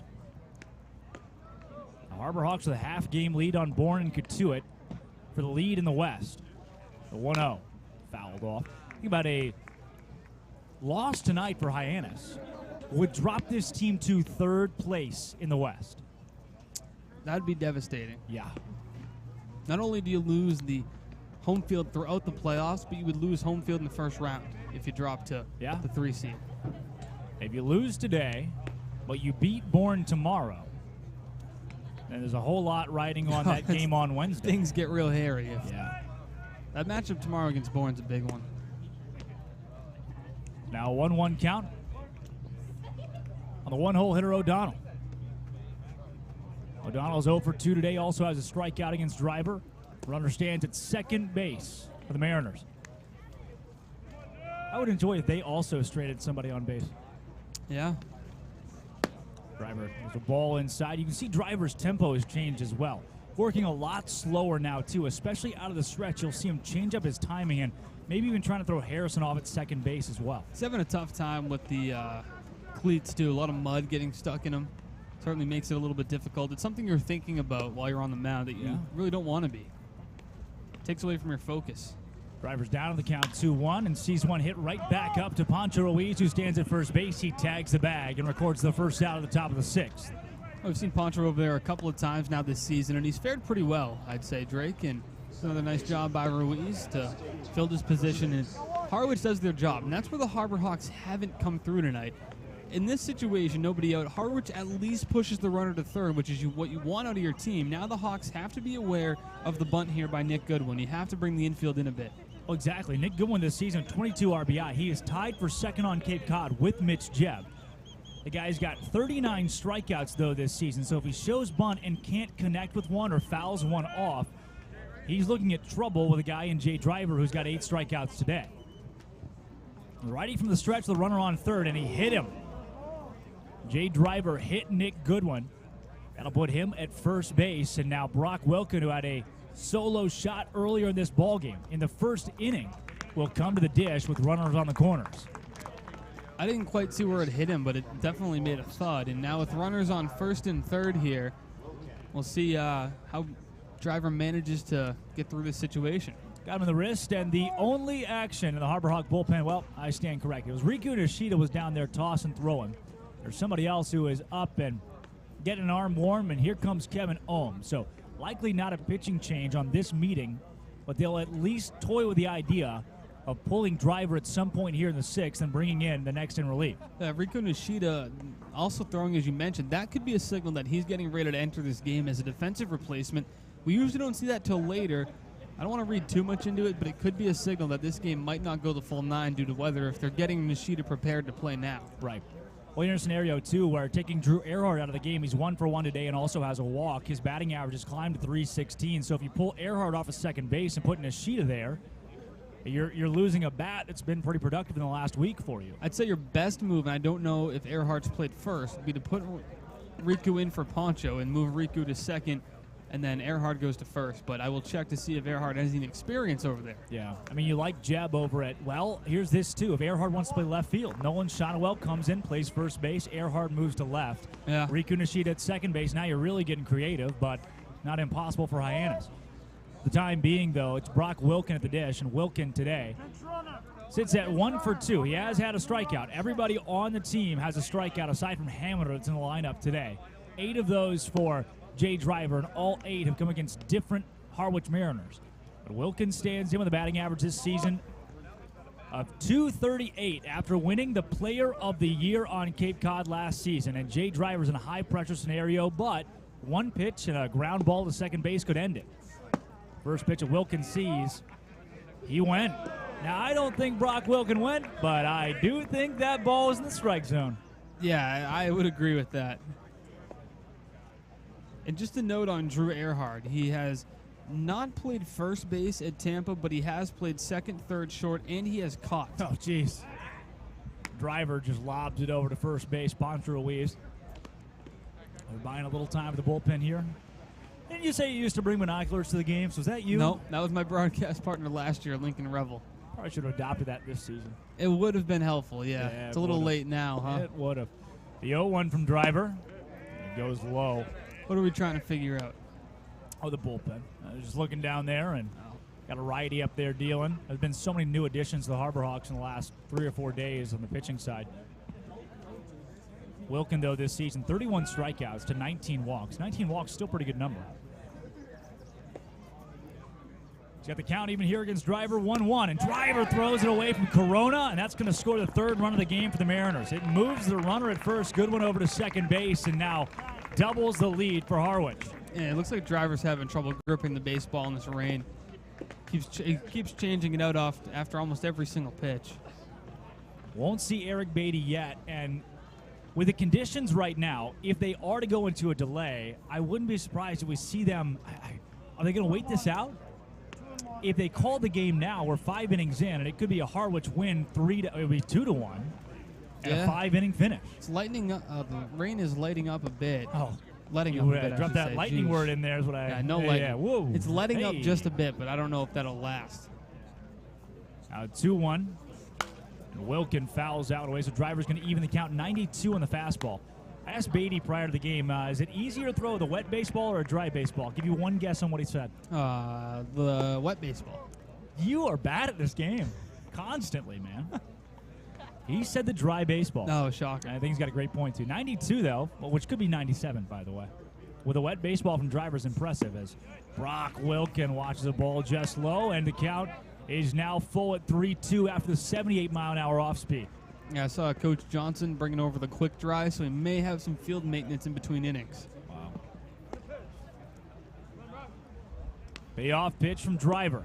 A righty from the stretch, dealing to last year's Player of the Year in Brock Wilkin. Comes home with it. Oh, that's just called a ball, and boy, if it did miss, it didn't miss by much. It was, Brock Wilkins all of 6'5", so you throw it around the shin, it's a ball to him, but a strike to a lot of other guys in this league. So that'll be it. That is going to do it for Jay Driver's day. He will have to account, whoever's next will have to account for Nick Goodwin and Brock Wilkin, who stand at first and second. They will both be on Jay Driver's tab today, and when we come back, we'll give you Driver's final stat line and the new picture for the Harbor Hawks. They trail this one 3-1 after the Harwich Mariners have added another here in the top of the 6th.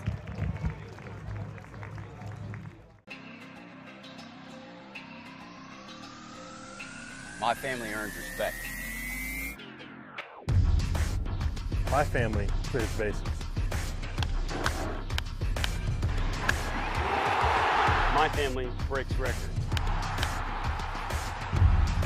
My family wins MVPs.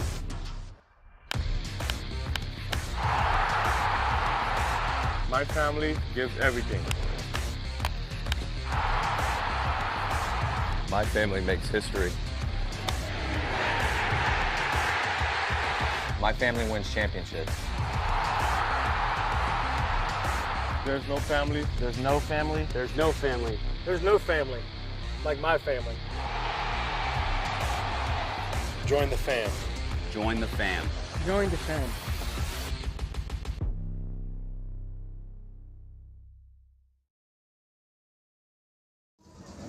Welcome back to the Harbor Hawk Baseball Network, and welcome into the game, Austin Strickland. Now, what you're seeing on the right part of his hat, his right, that little black bug is a microphone. The league is here tonight. Cape Cod Baseball League is actually celebrating their sponsors, so the skybox at Hyannis has been opened up to league officers and league officials. You see them all over there right now, and so with the league being here, they wanted to mic up a certain Hyannis player, and, well, there aren't many with more personality than Austin Strickland. They couldn't have picked a better guy. They've already gotten to Wes Burton, him and Austin Max Strickland. Delcoto. Yeah, those guys are personality aplenty. And for Austin Strickland tonight, it's a tough situation to enter in, right? I don't think he's come in during the middle of an inning before. I could be wrong, but he's worked a few relief appearances, but you don't really see him too often in this spot. You got a couple guys on. You're facing the meat of the Brewster order, or the Harwich order. Excuse me. That was tough. Face the middle of the Harwich order. And it's raining out. Can't really get a grip on the baseball, so we'll see how Stricky fares in this spot. Right. Of all of the ideal scenarios that he could have chosen to play in a baseball game, this is probably not the one he wanted to go with. Strickland this season, the guy's got 24 innings under his belt, a 4.50 ERA. 2-2. He has pitched in 9 games prior to this one. 3 of those were starts. And his last outing was a game against Cotuit. Went 5 innings of 1 earn run work with 5 strikeouts. I mean, his last 4 outings, I believe it was, have been absolutely spectacular. There's been a couple against the Cotuit Kettleers, too, for Strick, and he's done a nice job at limiting base runners. He's cut down the walks, too, Drake, and the strikeouts have started to increase. He's got a dry baseball. The rain has mostly stopped here as Joe Vitrano fouls that one off, a designated hitter who's in the 4-hole today. Had a solo home run earlier, and I don't feel anything. I don't know. Okay, what, like maybe a light drizzle, if that? That's sprinkle, maybe. Never been to Arkansas. Could run through that for fun. Oh, you're a tough guy, huh? Drink out of a water hose. Wow. Got rid of the horse and buggy when I was 14. Had to walk to school uphill both ways. It snowed every day. Have they paved the roads yet? No. No? Barefoot, too. We didn't have shoes. Yeah, poor thing. I love it up here. You guys got Subway, beach spikes, the Mass Baco. Toronto fouls that one off, and Austin Strickland threw 2 pitches, is ahead 0-2. That hit a car? Yours. No, it didn't. I actually did hit the front hood on a bounce, though. Nope. Not even true. Kid just got it from your car. That's not true. That was the Bronco. I don't know. I wasn't a big car guy. That might not be I don't think it's a Bronco. Oh, you drive a Bronco? That was an FJ. That's what it was. That's exactly what I have a roommate with an FJ. Ah. 0-2 to the cleanup batter Vitrano with a couple of guys on. Austin Strickland deals home and outside. You know, it's got to elevate you a little bit. Strick has pitched his best in big moments or against the best teams. YD in Hartford, Cotuit, a couple of times against Cotuit. Yeah. But now you're mic'd up for the world to hear. That adds some pressure. He's certainly up to the challenge, though. He doesn't back down from the moment at all. The 1-2 from Strick. Vitrano just gets a piece of that one and fouls it away. You know, if he said if he was not a baseball player and he had to pick a profession, he'd be an Uber driver. Wow. You know, he got cut from his high school baseball team as a freshman? Did he? He got cut from the freshman team, the JV team, the varsity team. Got cut from everything his freshman year, which reminds me of someone else that I know. I'm telling you, I was close. Had they not cut me, it was over for everybody else. Well, it's amazing to see him bounce back. Just shows you that. No, you're right. Freshman year of high school. I picked up broadcasting, and here we are. You know, I threw a bullpen a couple days ago, and arm feels good. So if at any point in time you need, aren't let you Beatty just know on the pregame show today. Resilient, huh? Well, thank you. Tell myself that in the mirror every morning. Now a 2-2 to Joe Vitrano. Righty Strick from the stretch. Checks off Goodwin at second base. Deals her home. And another foul ball. Seen a lot of those here, huh? Yeah, I mean, the rain's coming down. Harwich has got ponchos on now. Well, he's in the dugout, actually. Oh, you're saying Poncho, the physical, not Poncho Ruiz. Oh, yeah, I'm talking about the ones that ponchos, save you from the rain, yeah. Yeah, well, their broadcast crew did not bring a tent, so that makes for a very interesting night. They did bring 2 umbrellas. And Photoshop. Now the 2-2 to Joe Vetrano. Let's do it all over again. That one gets away from Corona. Well, the count will run full on Joe Vetrano, and Austin Strickland certainly missed his spot. Not really sure if that's where Corona called for it.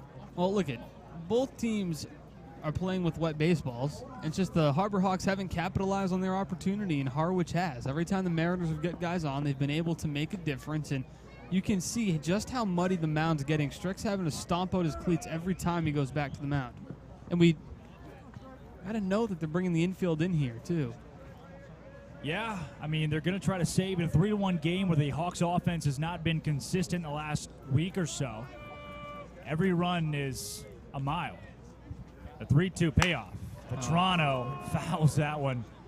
A very loud, very hard foul ball out of play to the left side. It was gone if it was fair, but fortunately for Austin Strickland, it missed by 15 feet to the left of the pole. But he'll know not to go to that spot again, I'd say. And there is a left-hander throwing in the Mariner bullpen now. Well, yeah, Mayer has sat for so long. Mayer's also gone at this point. Almost 5. He's gone 4 innings.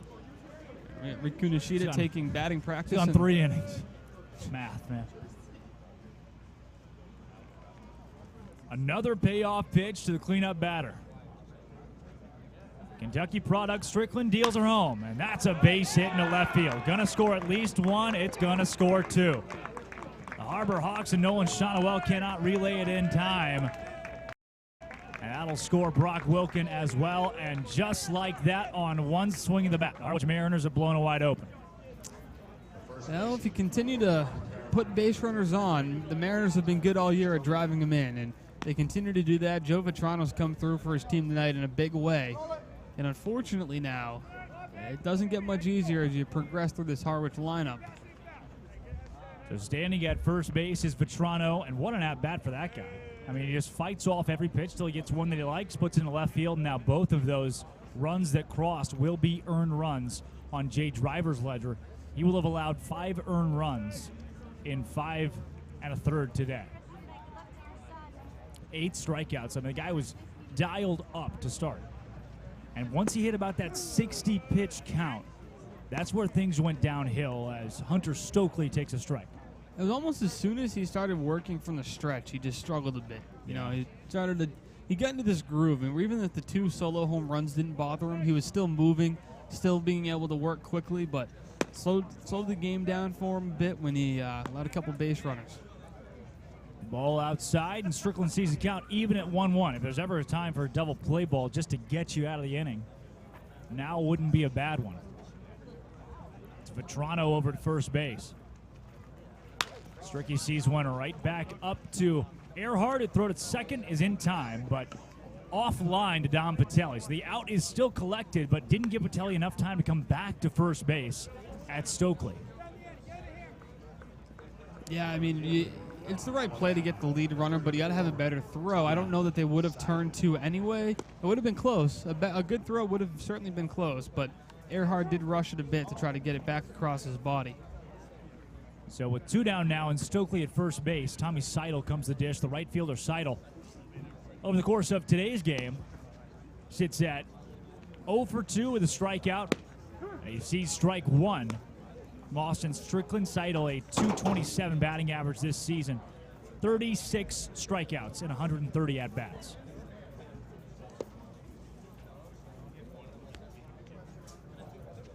Strickland with a runner over at first.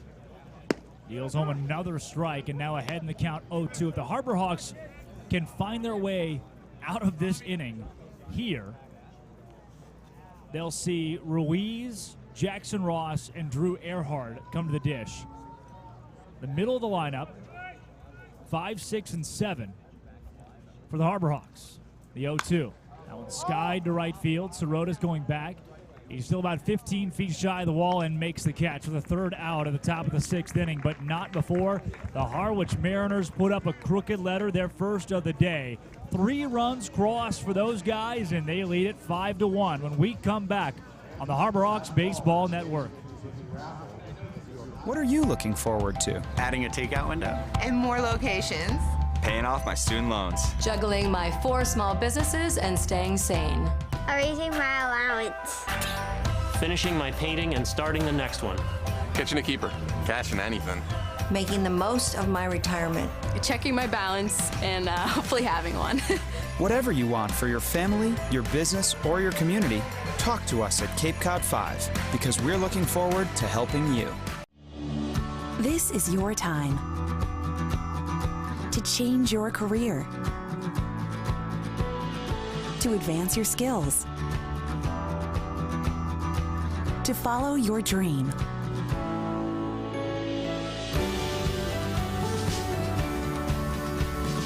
Curry College continuing in graduate studies. Tomorrow is coming. Be ready.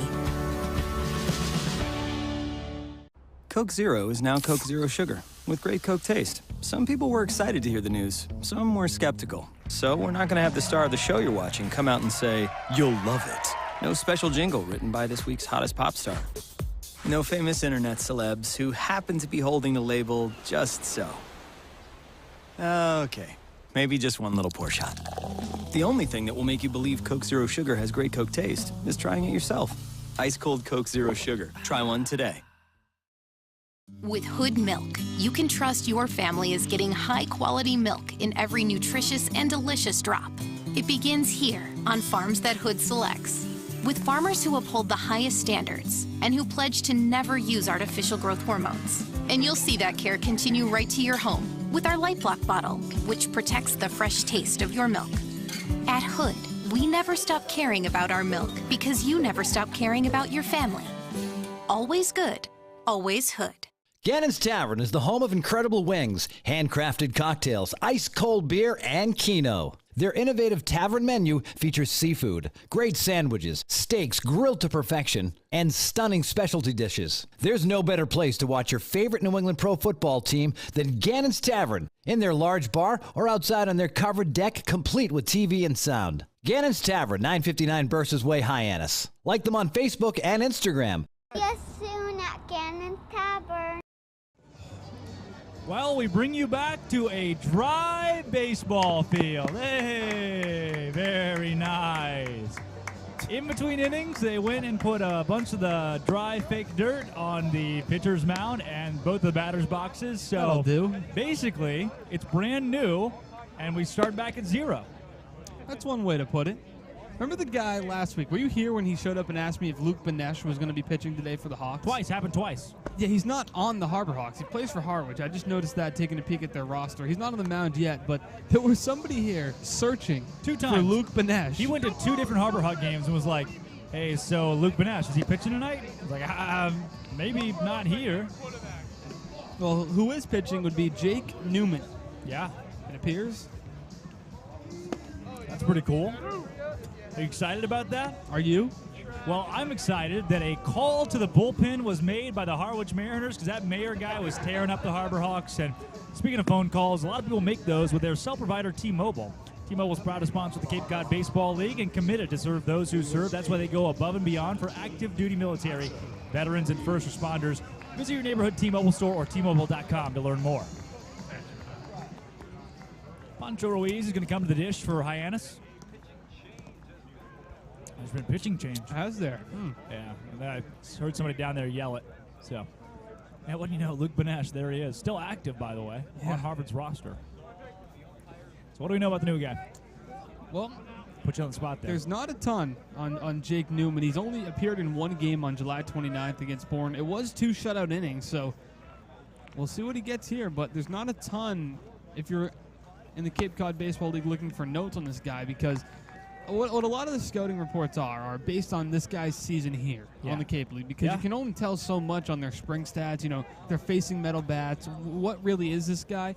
So a lot of the reports on a day-to-day are built on how they've played this summer, but it makes it even tougher when a guy like Newman has only thrown 2 innings. Newman is facing Pancho Ruiz here, and looking at Newman's splits. Fastball from the left side, 82 to 86. Oh, Hyannis is in a tough spot. See you later, everybody. Is that Good Michael night. Sansone? That was fun while it lasted.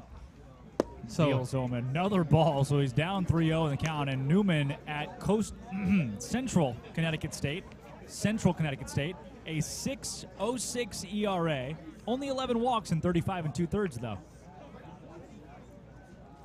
He's down to Pancho Ruiz, 3-0 here. A lefty. Hey, there's a strike. Newman, 5'11", doesn't look it.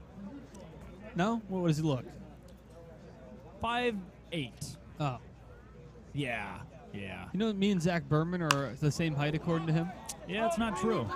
That ball sky to the right side. Stokely coming over at the fence. Oh, he jumps. What was that? No way that's real. He took a ride on the fence. So that is $4. We even got a beautiful shot of that, and we'll look at that again. As look at Stokely. Jumping. Oh, hey, there he goes. There the fence goes with me. I told you the Stokely dude's big, man. He carried that fence right along with him. That fence said, "I want none of Hunter Stokely. I'll give away. You win." I don't know what the goal was. The ball was 20 feet out of play, and you cannot even get it out of play. Immovable force, unstoppable object. And Hunter Stokely wins. The 3-2 to Pancho Ruiz. That one's a base hit to left field. Will Pancho stretch it? No, he won't. Not this time. That guy has used his speed to stretch plenty this season, but not going to try his luck after a base hit there. And how about this? The bullpen, the dugout. Holy, I love it, man. Everybody got up. Everybody was yelling on that. Yeah. You're down 5-1 this late in the season. There is so many reasons to just say, all done. I'm done. Yeah. I'm going home. I'm tired. Or I just haven't go seen sit my family. go sit on the bench and not be getting rained on too. But Exactly. But these guys, the whole bullpen is still in the bullpen getting rained on. Yeah. In their white jerseys. Again, dinner and a show. Wes Burton, laundry's going to suck tonight. Well, it's because they're invested in each other's success, which you don't see here on Cape Cod. No, why would you? You know? Exactly. Why? So if it's an easy mindset to take in. If you're coming to the Cape, say, okay, I only have 40 games or so to show scouts what I can do. Why do I care what the guy next to me does? Absolutely. It doesn't matter. I'm looking for my future. But that's not how it goes here in Hyannis. Each guy genuinely, and I mean genuinely, cares about what the guy in front of them and behind them in the order does. Right. Ruiz standing over at first base in a 1-0 count to Jackson Ross here as he takes another inside. Look, you make a great point. If the guy in front of me strikes out 5 times in a game, sucks for you, buddy. I'll take your draft slot. Let's go home. That could absolutely be your mindset for a lot of these teams, too. Look, they are guys, not to pick on Wareham, but they're already out of the playoffs, so they're not playing for anything aside from, anything. Yeah. And most of their guys have already proven what they need to prove, so why be here at this point? Exactly, and that's just the Harbor Hawks team genuinely cares about winning, too, which is not what you normally see. Not that players down here don't care about winning, but there's not a big emphasis on it. You don't need to. And down here, when they lose a game, they are genuinely not happy. Yeah. They're genuinely angry that they lost, and they're ready for the next one. The coaching staff's the same way. Right, but with some of the other teams, you'll see them lose a game, Drake, and then they're throwing a football around or, whatever, what's for dinner? They're not really too worried about it. This team cares about the outcome of every single game. Got a 2-1 count here on Jackson Ross, who came from Keene of the NECBL. Takes a ball inside, and he's ahead in the count 3-1. At FAU in the spring, had a .283 batting average, 32 RBI, 7 home runs. That will play. A teammate of Nolan Shonowell. Now 3-1. Very little rain, if any, coming down at this point. And a brand new baseball field, too. 3-1 pitch. That one is fouled off. Right back behind him. So you hear, listen to that. That is the Harbor Hawk dugout and the Harbor Hawk bullpen excited this guy just fouled off a pitch. Yeah. That's them yelling at this guy. Look, whatever happens on Jackson Ross's at-bat right here is not going to make a single difference on where Steinauer gets drafted. Right. But these guys just don't care. They're up on the front of the dugout, in the bullpen screaming, watching this game. Down 5-1, too. A 3-2 pitch. That one's fouled away. He fights off another, and you hear some other murmurs from the dugout. And what's most impressive to me about it is that this culture has been maintained throughout the 44-game season, even when a couple of your team leaders, like a Phil Matulia or a Justin Janis, Rocco Pepe was a big hype guy, yeah. Your tone setters have left. And it's stuck with the younger guys on this team, like a Shonowell, and it's carried over to the new guys. You see Steinhauer on the rail of the dugout in his first week on the Cape Cod. You see Ross and Earhart on the fence chirping, and it's really nice to see, and that's what makes good teams great, the chemistry. Now a 3-2 to Jackson Ross. Newman deals home, and that one's fouled away. He's going to stay alive here. Who is it at the first base coaching spot today for Hyannis? Is that Amaral? That is. It was Riku, now Austin Amaral, it appears, at least. I don't know. I'm using Berman's glasses today, which I think my eyesight's worse now, so. You running low on contacts? Yeah, I am. I need to see the eye doctor again. Yeah, thanks, guys. The count is still full on Jackson Ross. Newman deals home. Oh, it's way outside. You got to get out of here. Jackson Ross will take first base for the second time today. The guy has walked in 3 plate appearances twice now, and Drew Earhart comes to dish. This guy's been playing pretty well. That he has. He's really seeing the ball well, and it isn't taking him much time to adjust. So here's a big spot for Earhart. If you can continue to pass the baton, move to the next guy, get deeper into this lineup, and the Harbor Hawks are getting close to the top of the order. Earhart steps in. Already had a pretty decent day today. Drew is 1 for 1, also has a walk on his ledger, batting .316 this season now. Earhart bunts that one foul to the left side, and if there was a pitch to bunt, well, it was not that one. No. Sometimes it's difficult to pull back a bunt on a pitch up in the zone like that, but you have to. It's the smart play. Unfortunately, Earhart couldn't do it there. If you are watching on YouTube at home, I'd like to let you know we are also live on the Mixlr app, MIXLR, with a live radio feed. So you don't have to, if you're tired of keeping the YouTube app open, watching it, you don't have to watch it. You can listen to the game on the radio. Can't promise you that you'll know what's going on. YouTube has that thing now where it plays even with you close the app for free. Yes, they do. For free? Yes. No it's way. an update to the app. The Yes, they 0-1. do. Ooh, that's a ball inside, called strike. Drew Earhart is not the happiest camper about that one. And now he's down on the count 0-2. No bunt here. No. Got to put the ball in play, though. Please don't show bunt here. See him choke up on the bat.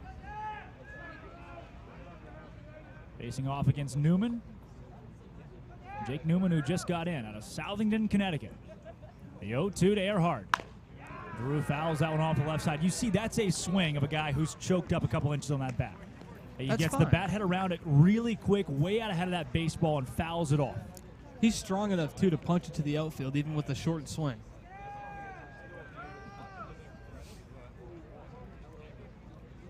Earhart still down 0-2 here. Looking for a base hit and a possible RBI.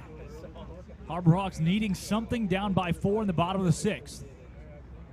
Jake Newman fires home, and Earhart watches that ball out of the glove of Arndt.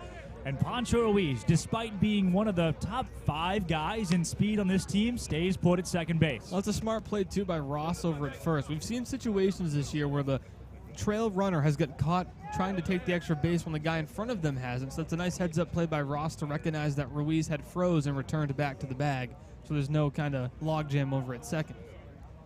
Now a 1-2 to Earhart. After the ball eye level. Newman checks off Ruiz, deals home, and Earhart's got a base hit in the center field. That's going to load him up. Pancho stays at third. That'll move Ross to second base. Earhart stands at first, and your 5, 6, and 7 have loaded the bases for the 8-hole hitter, George Corona.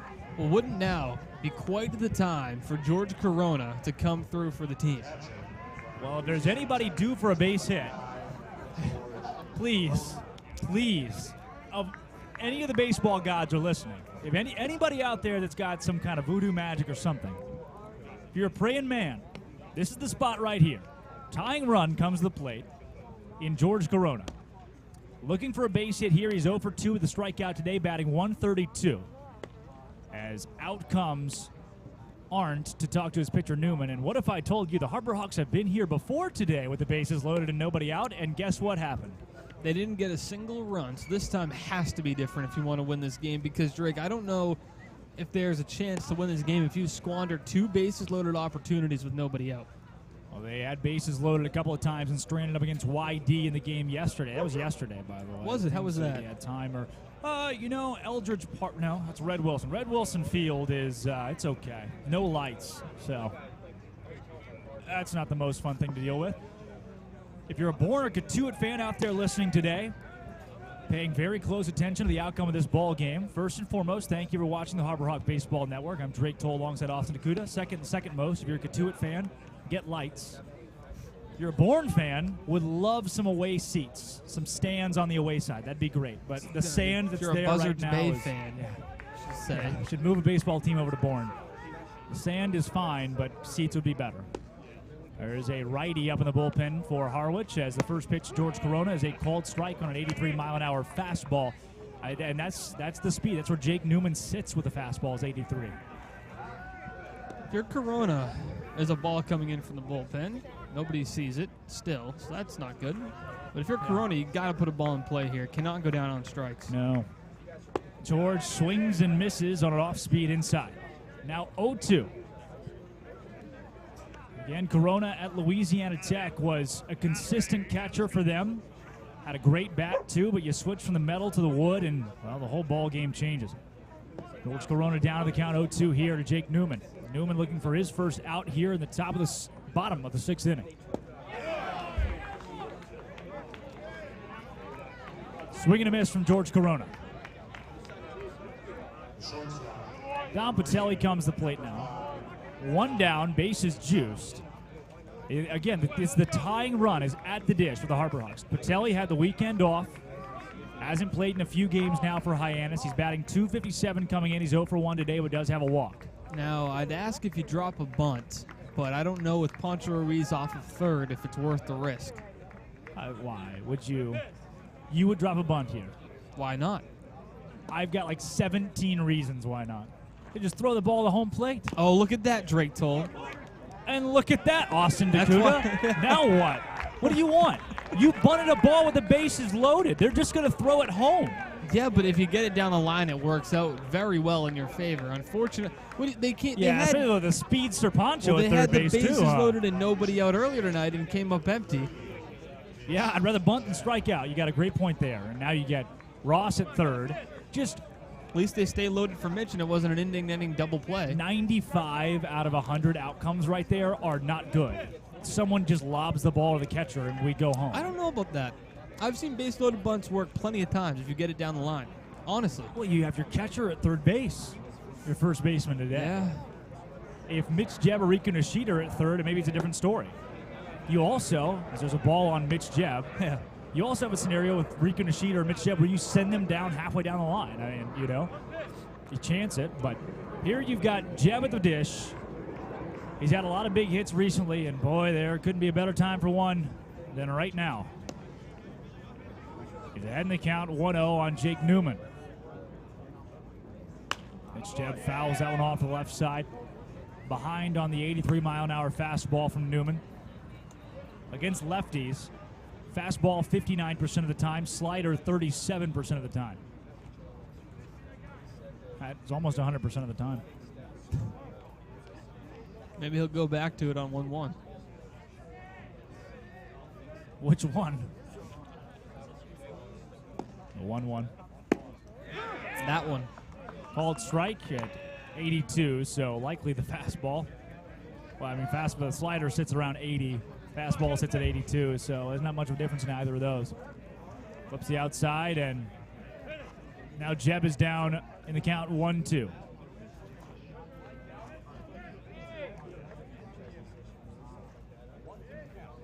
The lefty Newman from the stretch with the bases juiced. 2-strike pitch to Jebb. Skies that one to left field. Camped out underneath it, and making the catch is Hamiter. Bases loaded, nobody out. Your score is 5-1 on the Harbor Hawk Baseball Network.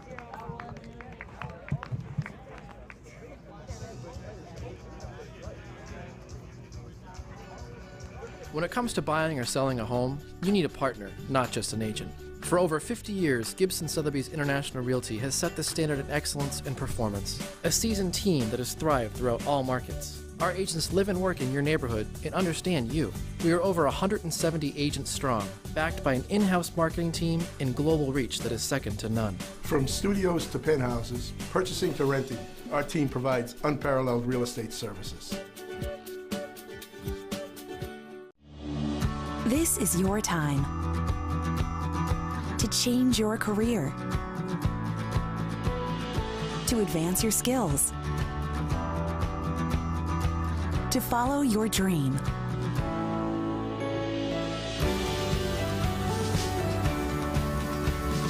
Curry College continuing in graduate studies. Tomorrow is coming. Be ready. I'm defeated, feel mistreated. I'm so angry, I'm singing a song. 'Cause I'm paying so much for home internet, and that's just wrong. I've got T-Mobile home internet. I feel happy. Great. Very happy. Good for you. Look how much money I'm saving right now. Wait, really? There's no hidden fees, no price hikes, one core. Bro, wow. Internet without BS. Well, if you are a person who enjoys baseball games where a certain team has the bases loaded with nobody out and doesn't score a run, you're having a field day today on the Harbor Hawks Baseball Network. I'm Drake Toll alongside Austin Akuta, and things have not gone exactly the way the Harbor Hawks have wanted them to when it comes to the whole run production thing. Yeah, it's another night where the Hawks have out-hit their opponent but have underproduced against their opponent. Just one run on the 7 hits for the Hawks tonight. They leave the bases loaded. Bases loaded with nobody out twice, and they don't get a run home. Will Hammer's at the dish now. And I don't blame Mitch Jebb, who comes up with 2 outs. He can't do it all for you. He can't be the guy to drive home every run. He's already got 2 hits today and a walk, so if he didn't come through there, what do you want from the guy? He's already been on base 3 times. The called strike from Austin Strickland, who is still out on the bump. Jay Driver had 8 strikeouts through 5 innings pitched. They brought him back out for the 6th. He was only able to record 1 out. And then 3 earned runs crossed that were charged to him as there's another base hit. Wouldn't you know? It'd be great to see Harwich load the bases and then them not score a run. What are you looking at there? Would it be great? Yeah, I don't know. Triple play, maybe? Be like the down 5-1 in the top of the 7th, maybe the least intriguing triple play of all time.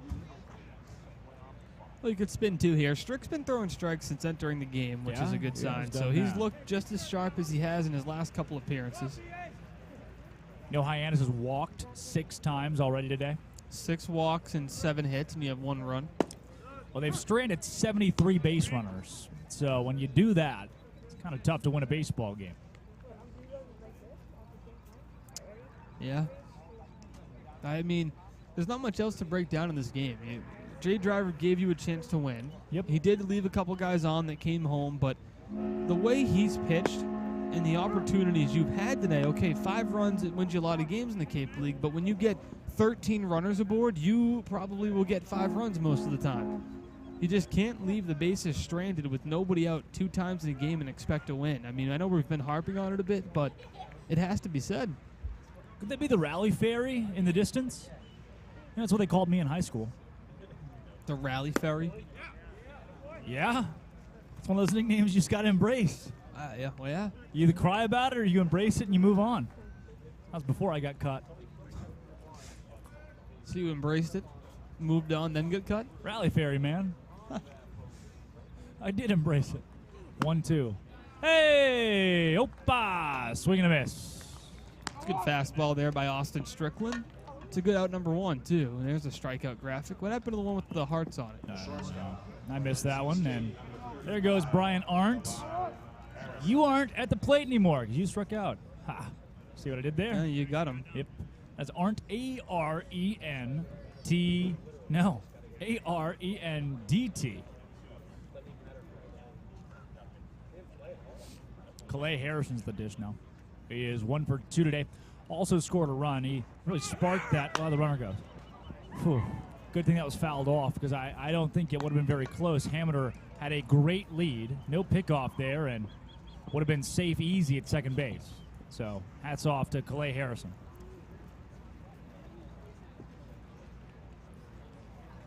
You name your kid Calais? I don't know. It's a good question. I like the name. Short list, probably? Yeah. It's unique. I like it. We haven't seen a Calais this season. No, we have not. Sounds like a guy whose name is Clay, but he kind of gets choked on water when he's introducing himself. One way to put it. Yeah. That's how I would describe it in a game of charades if I had to guess the word Calais. Oh, they got Reese McGuire. Yep, they did. Yeah, that'd be the 1-1. Swing, Corona, easy money. George Corona. Yeah, you're not running on that guy. See you later, Will Hammer. Thanks for playing. And a 1-2 count on Calais Harrison.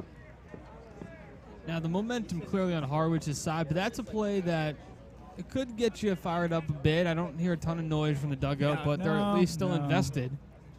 I won't call it the turning point of the season. If Hyannis wins this game. Yeah. Look back at that play.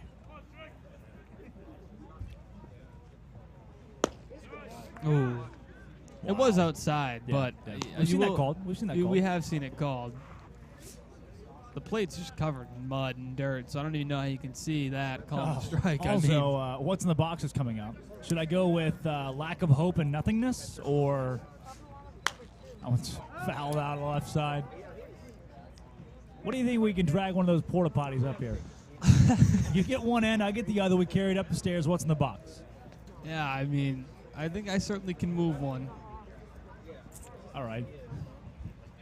Without any spills? I don't know, man.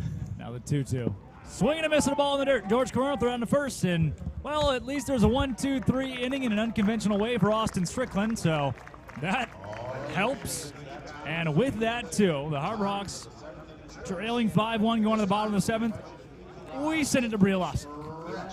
Thank you so much, Drake. I'm alongside Ryan Cuneo, who is a 2009 Harbor Hawks alum, played first base for Delaware, and then also went on to play for the Cubs organization.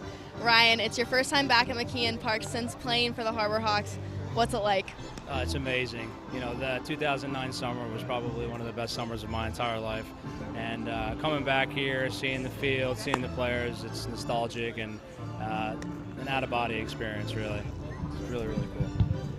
So back when you played, you didn't at first have a spot on the roster. You come try out in Hyannis, get a 10-day temp contract, then somehow make your way onto the League All-Star team and get to play at Fenway Park, then become a League All-Star All-Cape team. Do you have any advice for players coming out on temp contracts or coming from mid-major schools? Yeah, you know, you never know. You got to believe in yourself. This was a childhood dream of mine to come and play in the Cape. I vacationed here when I was a kid. And, you know, I just said I gave up other opportunities to come here because it's something that I really wanted to do. And, you know, when you believe in yourself and you feel like you can compete, you come out here and, you know, you give your all and things can happen. And I was lucky enough to get an opportunity to play here. The Hyannis Mets gave me a chance. And I made the best of it, and it definitely changed my life for the better and opened some doors for me. And it was just, like I said, it was an amazing summer, really. This summer, the Harbor Hawks have already clinched a spot in the playoffs, which start Thursday. What have you seen out of this squad so far tonight? There's a lot of talent on this ball field. I mean, I've seen a lot of guys that can throw it, a lot of guys that can pick it, some great at-bats. So this will be a summer that they'll never forget. A lot of good visibility for them. I'm sure a lot of talent here.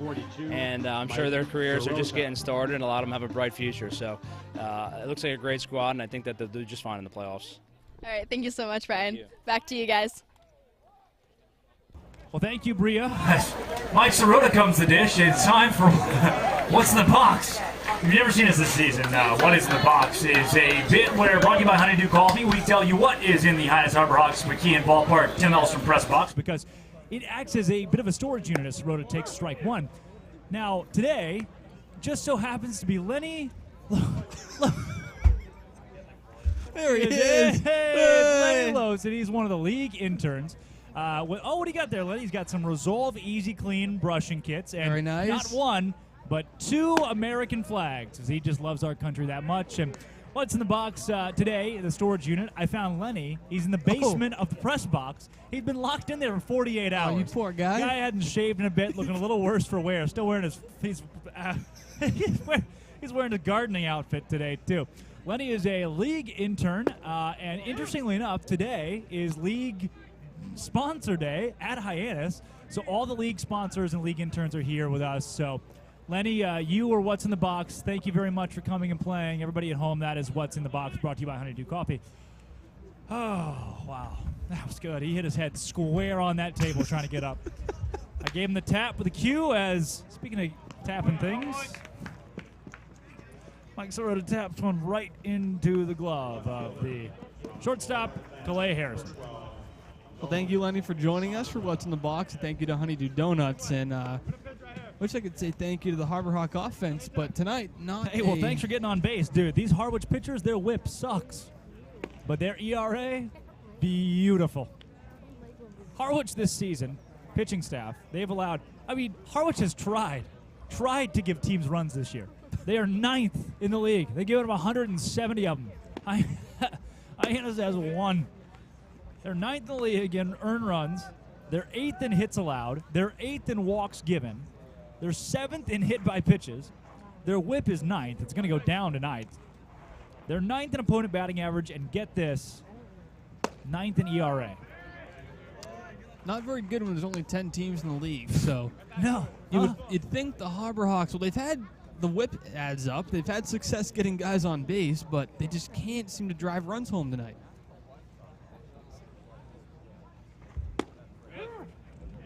Called strike. Looked like it wasn't, but I didn't call it. That was a great interview from Bria as well. It was great to hear from a former Harbor Hawk, guy who was on a 10-day contract and ended up tearing it up here, huh? Back in 09. Oh, Ryan. That was the first year as the Harbor Hawks, I believe. It's a ball high, 3-1 now on Shonowell. All right, look, go ahead and put him on first base. Then what, huh? McConnell gets on. Harwich would probably prefer that. Poncho gets on. Load him up with 1 out. Hey, it's different than load him with no outs. Yeah. Maybe that's what works. Starts with 1. 3-1 is in the dirt. So Nolan Shonowell will be the Harbor Hawks' 74th base runner today. Little anger behind that bat toss after the walk, too. What are the odds that he is stranded? I'll give you minus 400. That he's stranded? That he's stranded, yeah. Yeah. I don't think it's that high. I mean, I know today hasn't gone according to plan, but it is middle of the order. It is that. Cole McConnell's at the dish here. We talked about the most demoralizing home runs in baseball. If McConnell unloads on a ball right here, sends it into the harbor. Yay! 5-3. We're only down 4, Drake, so a little more positivity from the guy next to me wouldn't be too bad. I have been positive all season long. You get to tonight, Game and you 43. see the base is loaded, with nobody out twice, and your heart sinks. 7-2 on the breaking ball, huh? So deep in your chest. And you can't feel anything. Just here we are. 1-1 count on Cole McConnell, who is now batting at 262. Shonowell off of first by about a foot. Ball taken high and outside, and seeing flashes of control issue from Newman, who was the pitcher that allowed the bases loaded. So he had a whip of 3 last inning. Ha. What was his ERA? That's the problem, my friend. That is the problem. Well, they have never won a game that Jake Newman has pitched in, as there's a ball high. Oh, how many games he pitched in? 1. Oh. Why'd you have to ask that? Only a couple days ago, though. July 29th. Today's August 1st. Happy August, by the way. It's my sister's birthday. It's your mom's birthday? Thanks. Great to know there, Mike. Happy birthday, Mrs. Maynard and Drake's sister. Oh, that's not a strike. Come on. Any break that the Harbor Hawks can get there, they're looking for here, and that just did not help very much. Well, now Cole McConnell has to shorten up and protect. That outside pitch has been tough for him this season as a left-handed hitter to get that outside corner. See if he can do it here if they go back to that spot. The count is full on the Harbor Hawks center fielder out of Louisiana Tech. Newman, the lefty, deals her home, and McConnell's got a base hit through the right side. It just stopped. It rained all day long, and everything is soaking wet and dead. And that ball, hard off the bat, Goodwin goes deep on the infield, collects and throws to first. Well, it's that kind of day for the Harbor Hawks. That is a base hit. Any day of the week where it doesn't pour a half inch prior to the ball game. Or, better yet, during the ball game. So here comes the pitching coach of the Harwich Mariners. It's the old head coach right there. It'll be a pitching change for the guys in blue, and that will do it for Newman's day. Jake Newman will sit down, having not allowed a run in his appearance. However, Nolan Shonowell at second base is on his card today. We'll see who we get next for the Harwich Mariners when we come back from the short break. 5-1 ball game on the Harbor Rock Baseball Network.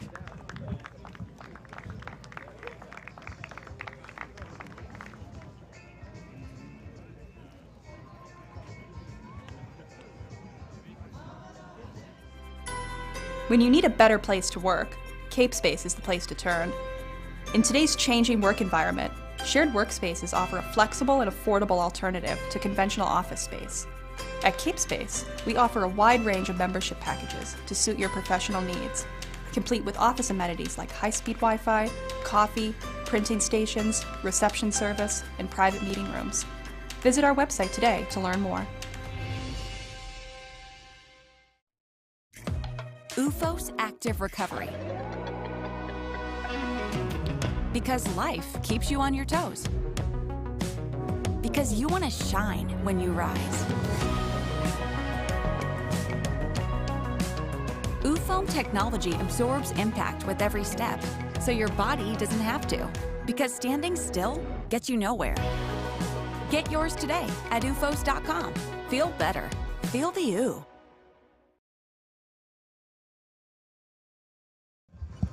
Well, just when you thought the night could not get worse for us, Aaron Judge hit a home run. Another one. Yeah. When it rains, it pours. I think Luke Combs said something about that, right? He may have said something about that once or twice. Well, Hyannis put up a 5 spot yesterday in the first inning against YD, the best team in the East. And they ended up winning that game in the end, so good job to Hyannis. Today, they could use an old 5 spot here on a 2-out rally against a new pitcher. And he goes by the name of Garrett Harker, the right-handed pitcher. So what's his real name? I don't know. Point Streak doesn't know that. Okay. Garrett Harker from Lebanon, Indiana. Sophomore at Cincinnati. Less popular brother is Peter. You don't get that, do you? Peter Parker. Spider-Man, never seen it. I was thinking of Peter Piper. I'm sorry. 9 innings of work this season. 12 strikeouts, 4 walks, 10 hits to go along with a 5.00 ERA across 7 different appearances. Wouldn't you know that Harwich has done nothing but pitch guys today with ERAs that are ballooned, and Hyannis has said, thank you, we'd rather not score. That's okay. Yeah, I mean, Pancho Ruiz has a single tonight, so it's not one here. You could get a run home.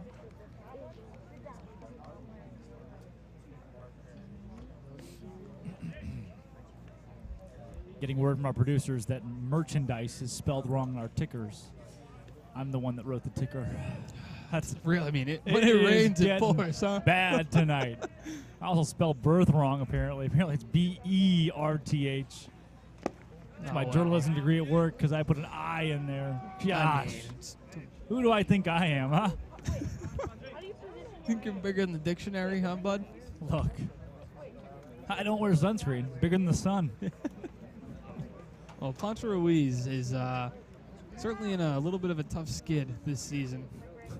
We'll see if he can... what a way to put that, huh? Yeah, Dance around that one? Would be nice for him to come through here. Harker deals home to Ruiz. That's a ball low and inside. He's looking better defensively. Yeah, he has improved. Wouldn't it be great if Harker walks the 8th guy today for Hyannis, and Hyannis with 7 hits and 8 walks and 1 run on the board. See what they do with it. 2-1 to Poncho. He sees a ball low. He's going to walk, isn't he? Gosh, if he does, you got the speedster Poncho at first, Nolan Shonowell at second. Do you double steal? Hey, man, nothing's out of the question tonight. You bunted with the bases loaded and Ruiz at third, so. What if you have just 3-1 right here? He laces one to left field. Right at the left fielder. That is going to land in the glove of Will Hammeter, and that is going to end the bottom of the 7th for the Harbor Hawks. There are 2 innings of baseball left to be played at McKeon Ballpark. Luckily, there are lights to play them under, but the Harbor Hawks still trail this one by 4 when we come back in the top of the 8th on the Harbor Hawks Baseball Network. Best ever? Good question. Wait, why'd he sound like Dr. J in your head? I've always sounded like Dr. J in my head, which means Dr. J's outside voice sounds like my inside voice? Which Coke? The doc would know. He got the world to call him doctor without going to med school. There's only one best ever.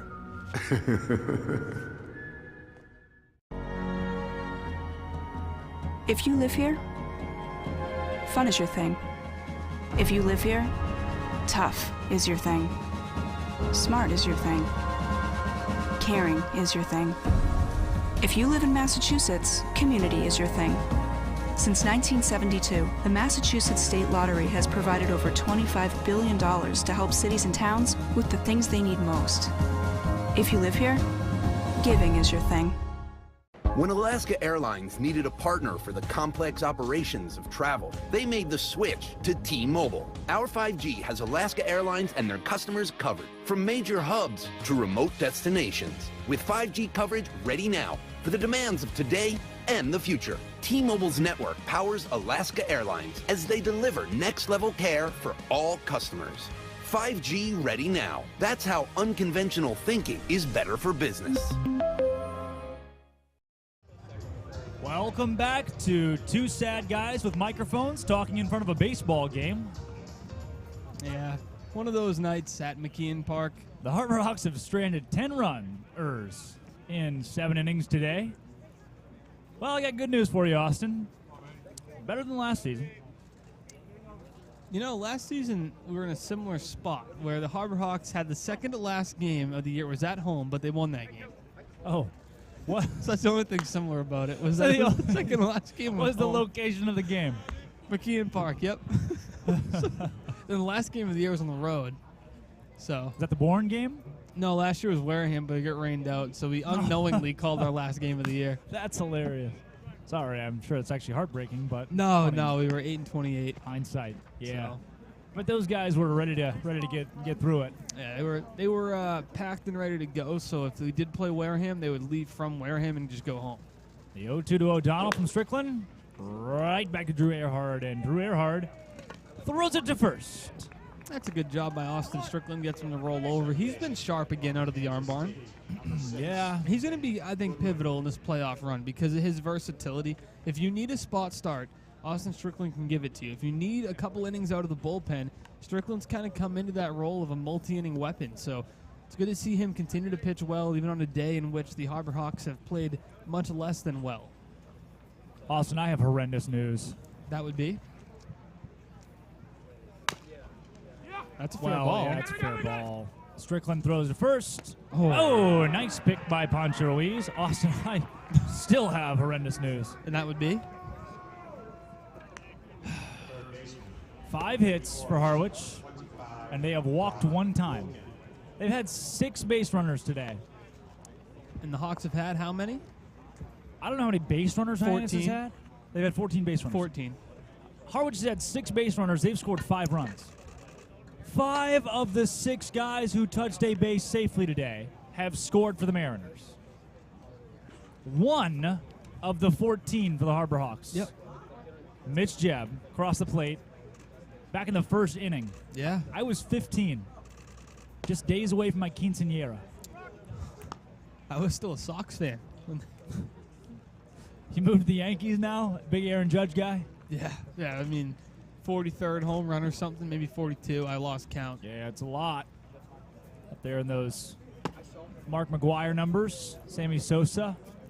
Insert other guys. Barry that hit. Bonds. Barry Bonds Do has you hit think some he home should runs. be a Hall of Famer, in your opinion? I couldn't care less. I mean, they're of the scale of things that I care about, doesn't even come close. Sounds about accurate. I'd rather watch the grass grow here at McKeon than have that combo, which it's doing rapidly, by the way. We got so much rain prior to the game. That's a good thing. We needed the rain. I was telling somebody today, it has not really rained very much. The one game that got rained out this season, it didn't even rain. Yeah, we showed up and they said, sorry, see you tomorrow. Showed up in Harwich at 4, and they're like, we're going to move it. And I'm looking at the field. It's dry. Yeah. Brock Wilkin says hello to that baseball by swinging right by it. Now 2-2. Ralston Strickland. With 2 down, I mean, you still got a couple outs to work with for Hyannis. 2-2 to Wilkin. That's a ball chest level. If you could say one thing to the Hyannis Harbor Hawk dugout, what would it be? Yeah.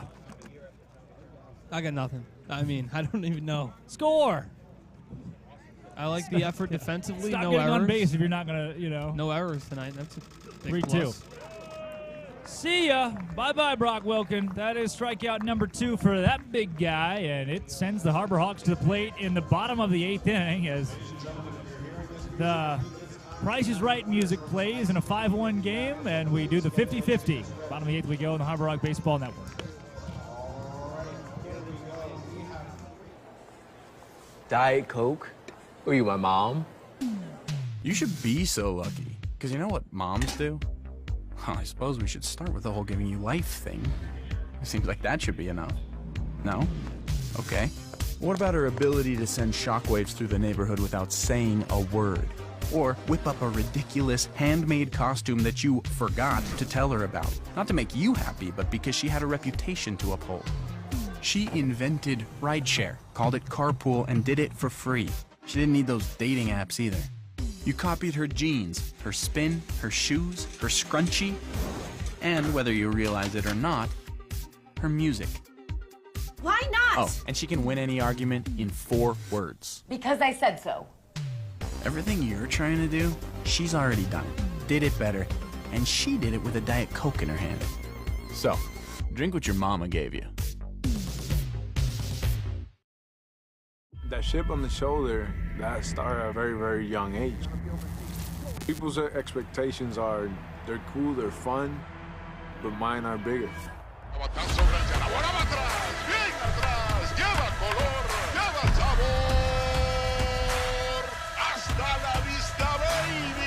know, when you play in New York, they want to see winners. It doesn't matter if it's a Monday or a Friday or a Saturday. You got to come with it, or those fans will let you know.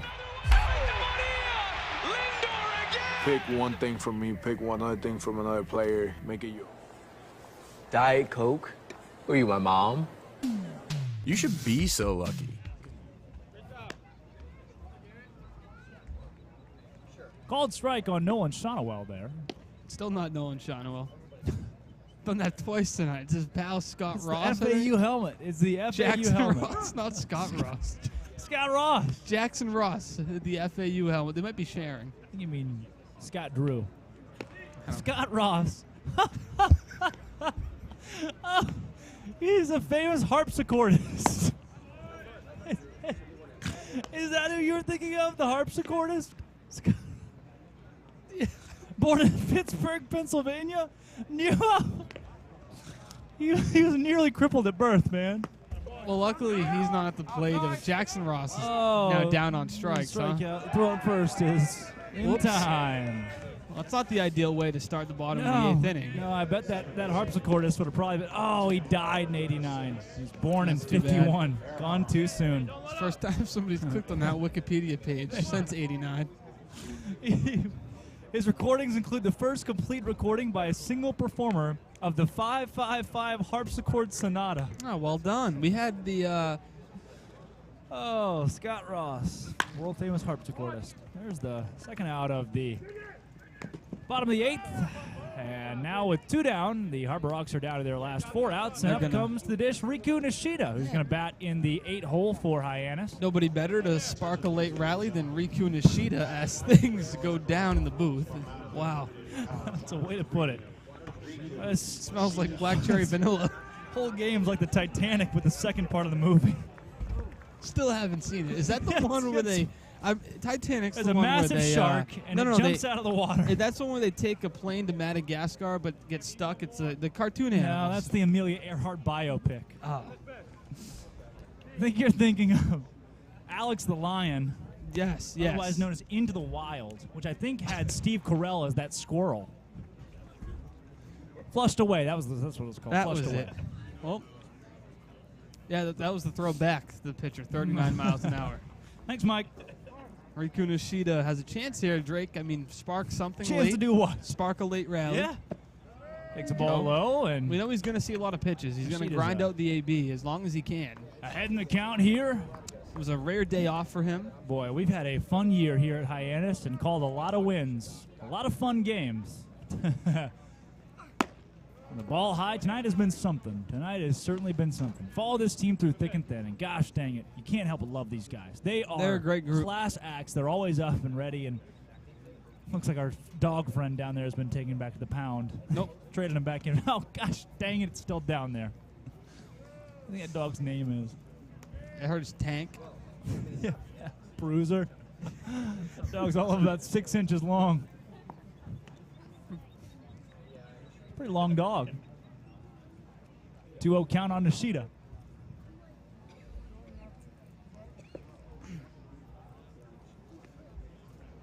See if he can spark a 2-out rally here. No, that was called a strike. I think the bullpen just booed. Eric Beatty hasn't moved. He's frozen. Yeah, the team down 5-1, and the ball. I think his message after the game is you can't complain about the strike zone when you strand that many runners. So it's yeah. Now there's levels to this one. One of these days where you don't do the post-game show until they are done on the field. Yeah. I don't want to get caught up in that one. But hey, the Hawks have scored runs aplenty late in games, so let's not count them out just yet. I can tell that you were here last year. Yeah. Got to remain positive. All bright-eyed and chippered. Oh, and the Harbor Hawks lost the race to the ball behind the plate, too. The Bat Boys. Nishida this season, he's been dealing with some back issues. Been carrying the team too much. Oh. You didn't like that? Good attempt. 8th in the league in batting average at 286. 24 stolen bases. Not even first in the league. Come on. He's actually second to Mitch Jebb now. 8th at OBP, though. 4th in runs. Had a great last week. 3-1 pitch to Nishida. That one is way outside, and Riku is staring down the barrel of stolen base number 25, and why not send him? Well, here's your chance to get something going. You got your fastest guy on your team on the base pass now. Bring up Dom Patel, who swinging a decently hot bat the last month, and got a chance to put something in motion here. Get a run back at least, and try to claw your way back into this game late. Patelli is 19th in the Cape Cod Baseball League in batting average at 259. Got Nishida over at first base. Let's see if they check off. Nope, Nishida goes. He stutter-stepped, and he's going to be in safely. Yeah. He still got in safely. Oh, let me tell you what. I think he slid under the tag. Calais Harrison was not happy. Shared some very kind words with the umpire. Yeah, there you go. Oh, what a beautiful shot. Yeah. He was safe. It was a bad throw. The throw's ahead of Nishida, but number one, Clay Harrison's not there. The throw took him too far off the bag What a to great his left. shot of second base, too. Thank you to our production crew. Great job, Mike. We have Abby Stokes, Ella Gibson, and Mike Maynard. Those guys are, unbelievable. Lights out. Had great viewership on today's game, so thank you all for watching. And, wow, cannot give more credit to those who have put together what we objectively think is one of the best broadcasts on Cape, thanks to the producers that put it together. Yeah. I mean, it's incredible when you turn on this game and it looks like a minor league baseball game, or even a major league game. Because you have the center field camera. We have a lot of different shots for you at home, and we try to make it so you don't miss the ball on any play, and you get the best view possible at home. A lot of work, a lot of sleepless nights, and unpaid work done by our producers that is just impeccable. The ball is outside for ball 2 to Patelli. Count runs at 2-1. He is 0 for 2 today. He's got 3 home runs and 12 RBI this season. Trying to keep a 2-out rally going, as Nishida was the catalyst for its possibility here. Jeb follows Dom Patel in the lineup as the one-hole hitter, and Patel swings over that one. And if Patel does go down here, it is Jeb, Sirota, Shonawell. 1, 2, 3 due up in the 9th for Hyannis. Not too bad of a start to get something going. Yeah, I mean, nobody would rather have up in that situation than Mitch Jeb to begin the inning. Or even come up here if Patel can extend it. The righty Harker deals it home. Swing and a miss, and Garrett Harker sits down Dominic Patel. Harker has his second strikeout of the game. And that does it for the bottom of the 8th. Another base runner is stranded in scoring position on the Harbor Hawk Baseball Network. Traffic is treacherous. There's a fender bender on the pike. Gonna be a wicked commute. The expressway's backed up to the gas tanks. Gridlock. Crawl. Snarl. Jam up. Bottleneck. Log jam. 128 is a parking lot. You'll be late for supper tonight. Keeping your car road ready is what we do best. At Sullivan Tire, we're always here to get you there. Hey, we get you there too. Choosing T-Mobile is like paying for this, but getting that. And so much more. More 5G bars in more places. More savings so your family saves 20% versus the other guys. And we won't raise the price of your rate plan with our price lock guarantee. Get more with T-Mobile. More 5G coverage, more savings, and even more cool stuff. Well, it is baseball, or what's left of it. I'm Drake Toll alongside Austin Dakuda, and let's take a look at scores around the league. 11-8, Brewster knocks off Orleans. 5-1, Falmouth on top of Wareham. Ha, shocker. YD and Chatham did not play. That couldn't matter less for us here. Brewster, though, is now tied with YD at the top of the league, so that game on Wednesday is going to be huge for Chatham and YD. And then Katuitt and Bourne, those guys not playing. That is also pretty big because that game on Wednesday could mean a whole lot in the West. And look at games coming up for Hyannis, too. If the Harbor Hawks do lose tonight, they get Bourne on the road tomorrow. If they win that one, then oh my goodness, that Bourne and Katuitt game on Wednesday. So let's say Hyannis loses this one. Let's paint this picture for everybody at home listening. Get ready for this because I'm about to go mad scientist. Playoffs start August 4th, by the way. So if Hyannis loses this one, they're a half game back of Bourne and Katuitt. Yep. If Hyannis wins against Bourne tomorrow, they then go a half game up of Bourne. So then if Bourne loses to Katuitt on Wednesday, Hyannis stays a half game up on Bourne. And a lot of it hinges on Katuitt's game tomorrow then. And according to Point Streak, the Kettleers will play Falmouth. So if Falmouth beats Katuitt, then and Hyannis beats Bourne, Hyannis has a half-game lead over Bourne. And they need Katuitt to lose. And a 1.5-game lead over Katuitt. Look, you they have they have a 1.5-game lead over Katuitt. And then if Katuitt beats Bourne, so if Hyannis loses this, so we could have ourselves a three-way tie. Is that possible? No, I don't think so. It's all going to factor its way out as Jackson is pitching now. What Harbor Hawk fans need, if Hyannis loses today, I'm going to be honest with you, Austin, doesn't look great. Yeah, doesn't look great. They need the Harbor Hawks to beat Bourne. They need Katuitt to lose to Falmouth, and then they need Katuitt to beat Bourne. There's a swing and a miss. Nice pitch by Jackson. He missed the breaking ball. Gets the slugger for Tana way out in head.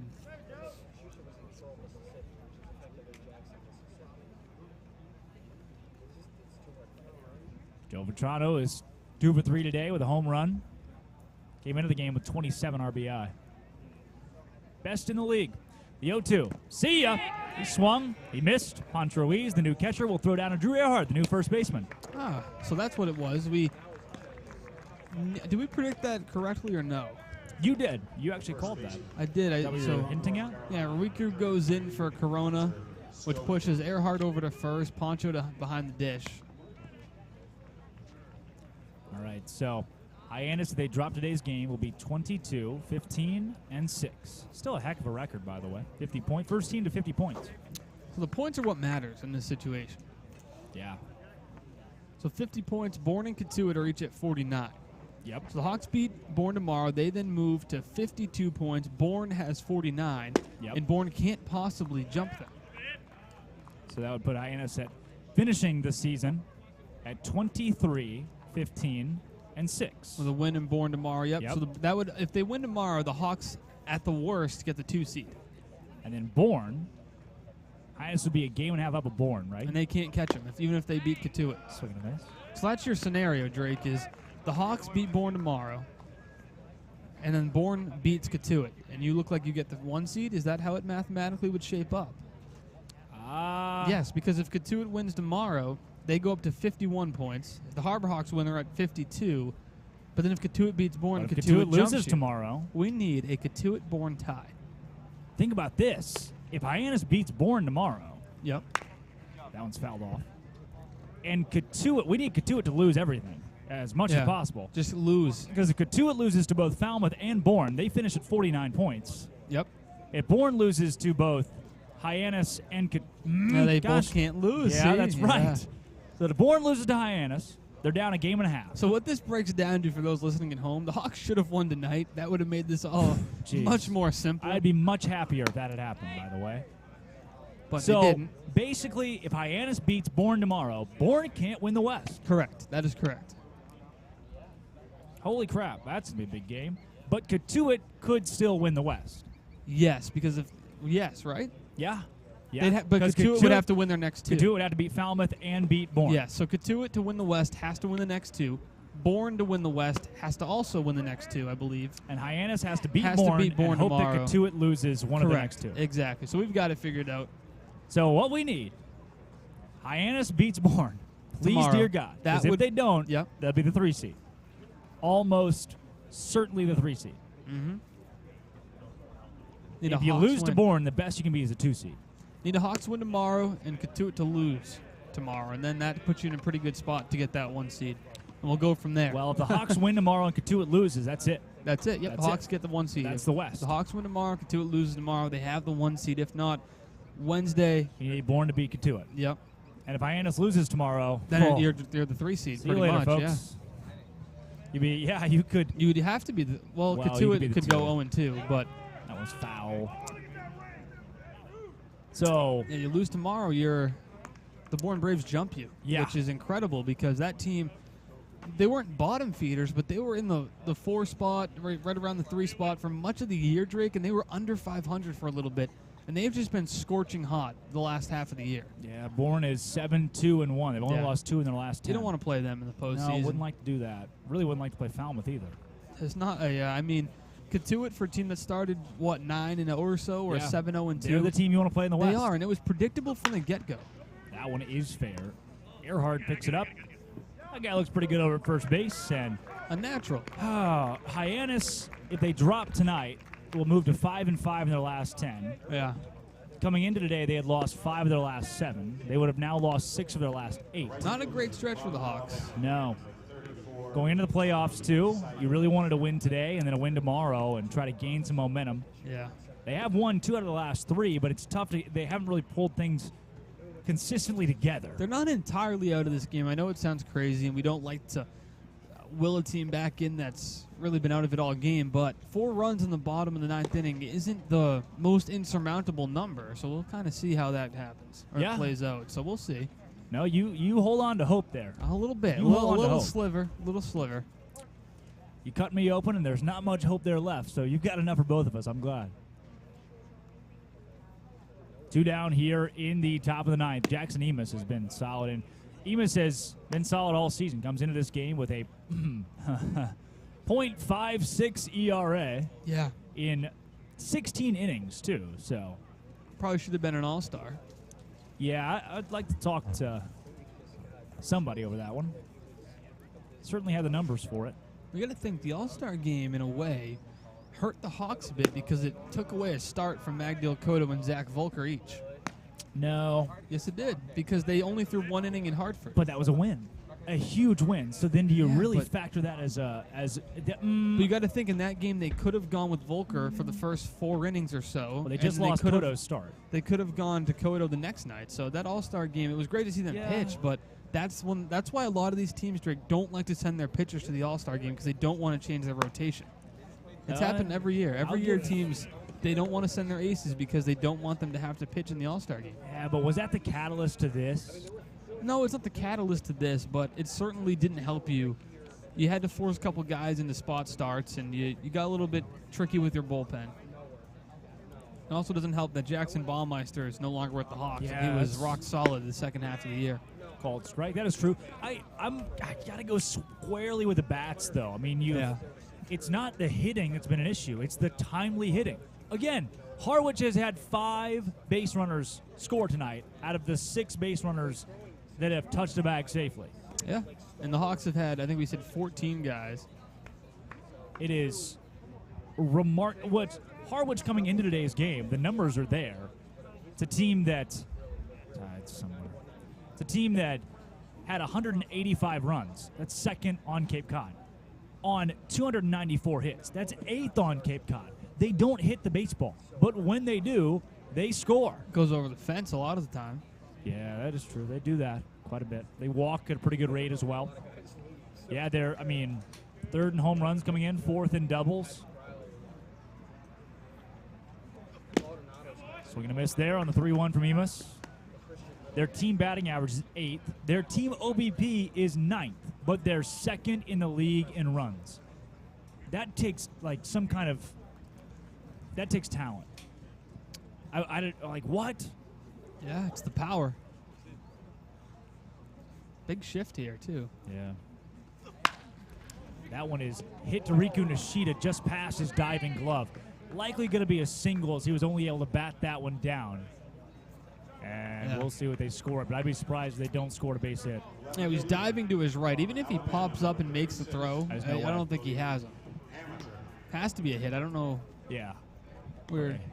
Haven't quite scored it yet. If it's not a hit, I will be very surprised. It's a hit. Yep. All right. Okay. Glad we got that squared away. So, following up side will be William Hameter. Will Hameter, on a night where the Harwich Mariners are up 5-1, is the only player in this lineup that has not struck out. The Harbor Hawks have found a way to strike out a total of 12 Mariners, and they trail 5-1. Do you have any good news?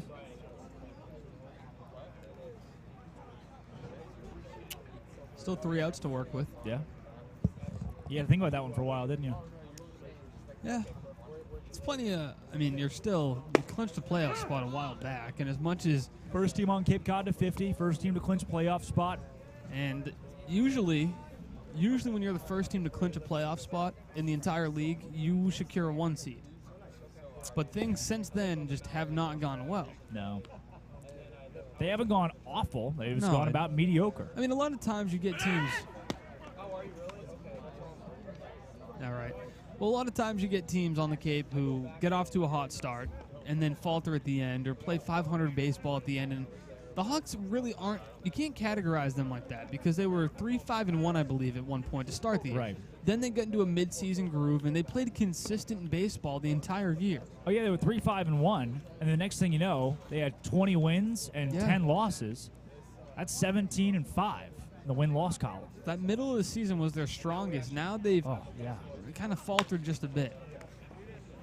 That ball is hit to third base, and Mitch Jebb throws it away. The error on Jebb, and Earhart, who's playing at first base right now, a little bit less of a, he's not as big of a presence, I should say, as Nolan Shonowell, and that gets away from him and expands the lead to 6-1. Now, according to Baseball Reference, take this as you will, he hasn't had an inning at first base at Tampa in his career. So I don't know if that's 100% accurate. That's what Baseball Reference is telling us. So can't really blame him too much, but Jebb's just got to give you a better throw. If you hit him in the chest, third up. You make him dive for it, and that's an issue. Jebb rushed to throw a bit, and now coming to the dish, Hameter gives away in the lineup to Arndt. Brian Arndt is 0 for 3 today with a couple of strikeouts.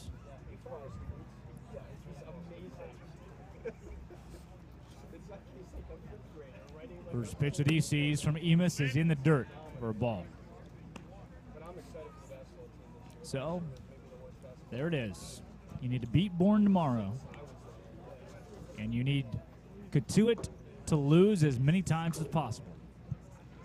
You need to beat Bourne tomorrow, and you need Katuitt to lose one of their last two. And you are the champion of the West Division. That's it. As easy as that. Win tomorrow. And hope Katuitt loses. Katuitt loses one of their last two. And I guarantee you, when we talk to Coach Baden tomorrow before the game, that's the message. Just focus on this game, go 1-0, and then you can't control the rest of it. So that seems to be his approach on a day-to-day basis. Just try to go 1-0, and then the rest will just kind of happen as it happens. It's a ball outside. Point streak is not yet. Okay, they gave it. It's a hit. No error for Hamiter. Yeah. They have not ruled it an error. It was a hit, and then he advanced the second on the error. Now to our friend Point Streak. So the official scorebook says no error on the play. How to get to second base then, huh? You know what I mean? No, yeah, you're not wrong, but yeah, here we go. Error by the third baseman, but it's not registering. So, okay. So. Wouldn't you know? Surprise. Yeah. Telling me that it's not showing up like it was? Nothing happened this year. 3-1 from Emus. That one's fouled off, and now he's got a 3-2 count. Trying to get his way out of the top of the ninth here. Isn't it funny? The scoreboard goes to 10 innings here at McKeon. Never going to need it with these rules. Not anymore. Well, there are high school teams that play here, so. Oh, thanks. Tournaments, you know. No, yeah. They might need it for that. Great point. You are right about that. 3-2 from Jackson Emus. Needing an out. Swing and a miss. Strikeout number 13 for the Harbor Hawks. Brian Arndt. Aren't you glad he struck out? 6-1, bottom of the ninth, Harbor Hawks, Baseball Network. When Alaska Airlines needed a partner for the complex operations of travel, they made the switch to T-Mobile. Our 5G has Alaska Airlines and their customers covered, from major hubs to remote destinations, with 5G coverage ready now for the demands of today and the future. T-Mobile's network powers Alaska Airlines as they deliver next-level care for all customers. 5G ready now. That's how unconventional thinking is better for business.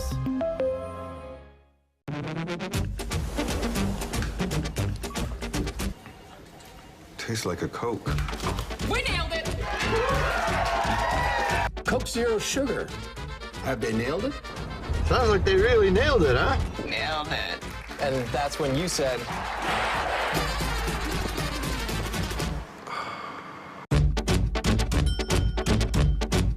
So it really tastes like a Coke.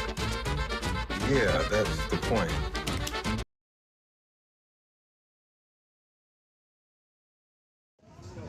Welcome back to a lot of base runners and not a lot of runs. I'm Drake Toll alongside Austin Dakuda. And Austin, before we get into the bottom of the ninth here, somebody might play hero for the Harbor Hawks, so I don't think we can lock it in all together, but who would you go with for the NAC player of the game to this point? As of now, pending something miraculous here in the bottom half of the ninth inning, I'd probably say... Emphasis on the word miraculous, right, by the way. I'd probably say Austin Strickland, 2 2/3, 2 hits, no runs, no walks, 2 strikeouts. I mean, he was the bridge guy, came in, kind of shut things down for a bit, although he did allow an RBI single, but none of those runs were charged to him. So I guess it has to go to him, Drake. He prevents you from having to reach deeper into your bullpen and get into a precarious spot tomorrow in Bourne. So he kind of puts you in a good spot for tomorrow at least. Well, they've got to deal with a new pitcher for the Harwich Mariners. Welcome into the ball game.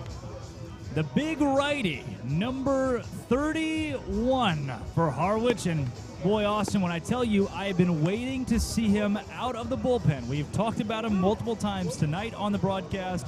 We talked about him multiple times this season outside of when Hyannis was playing Harwich. And we've talked about him off the broadcast altogether.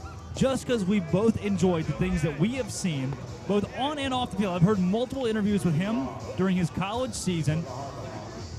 From, again, the big righty with a high arm slot, number 31. Yes, we've seen him before. Drew Conover, the closer really for this Harwich team. 3 saves on the year, 17 innings pitched, a 1.59 ERA. So he's pretty good. Looking to get some work in and shut the door here. Needs no further introduction because we have just raved and raved over Conover.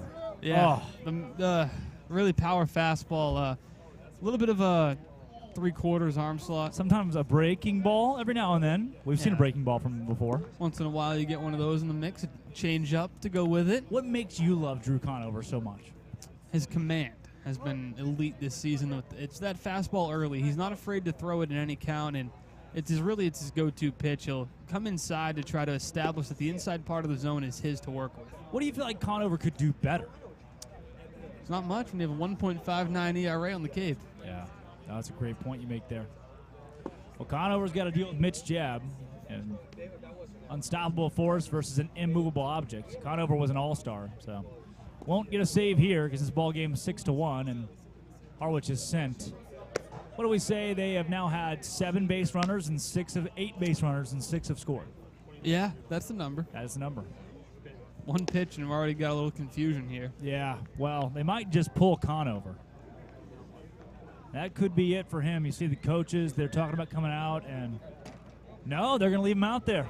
Wow. 1 pitch shocker, he's still in, huh? Yeah. Oh, boy. Glad we got the meeting there. See if I guess the bug in the right ear of the catcher didn't work. Now I got to do the signals. 18 strikeouts and 17 innings for Conover.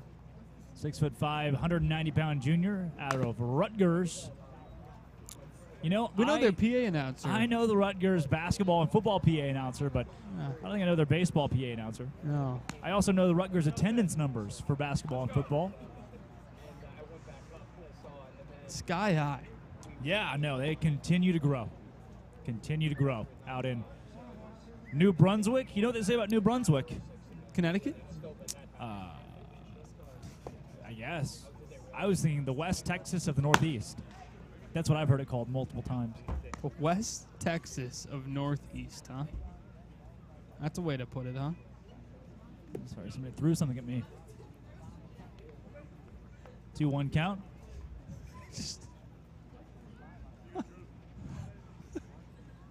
Jeb grounds that one to the left side. Over the scoop, the throw in time. And what a great play from the shortstop position by Calais Harrison for the first out of the bottom of the 9th inning, and Harwich is now 2 outs away from saying night-night to the Harbor Hawks.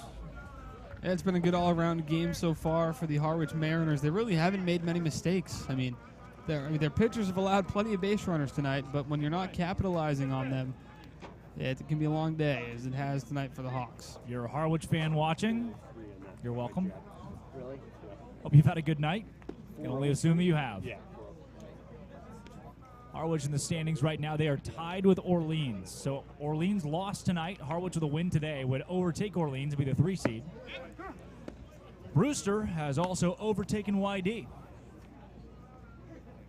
This was a big game for Harwich because now Chatham's eliminated. That should that's do too it for bad. well. No, Chatham's got 2 games left, and Orleans lost tonight. So Chatham's a game and a half down. Orleans is a game and a half ahead of Chatham. Okay? So if Orleans loses their next one and Chatham wins 2 in a row, they're in the playoffs. The East is nuts. Thank goodness we're not over there. Orleans could miss the playoffs. I think, though, with a win tonight, Harwich will lock in a play. They will. Harwich will lock in a playoff spot. Yep. So congrats, you guys. Hope you enjoyed it. Over 3 hours of just a slow, painful night for the Harbor Hawks. That one's fouled off, and now 2 strikes on Sirota.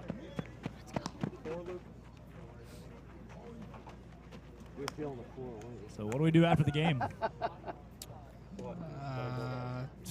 You tell me. Yeah. You going back to New Brunswick? Yeah. Yeah, all the way back to Tijuana. Yeah. 2-2 to Sirota. Skied foul on the right side. Shouldn't be enough room. There's not enough room. It is out of play. Sirota stays alive, and Mike has been red hot for the Harbor Hawks since he joined this team earlier this year.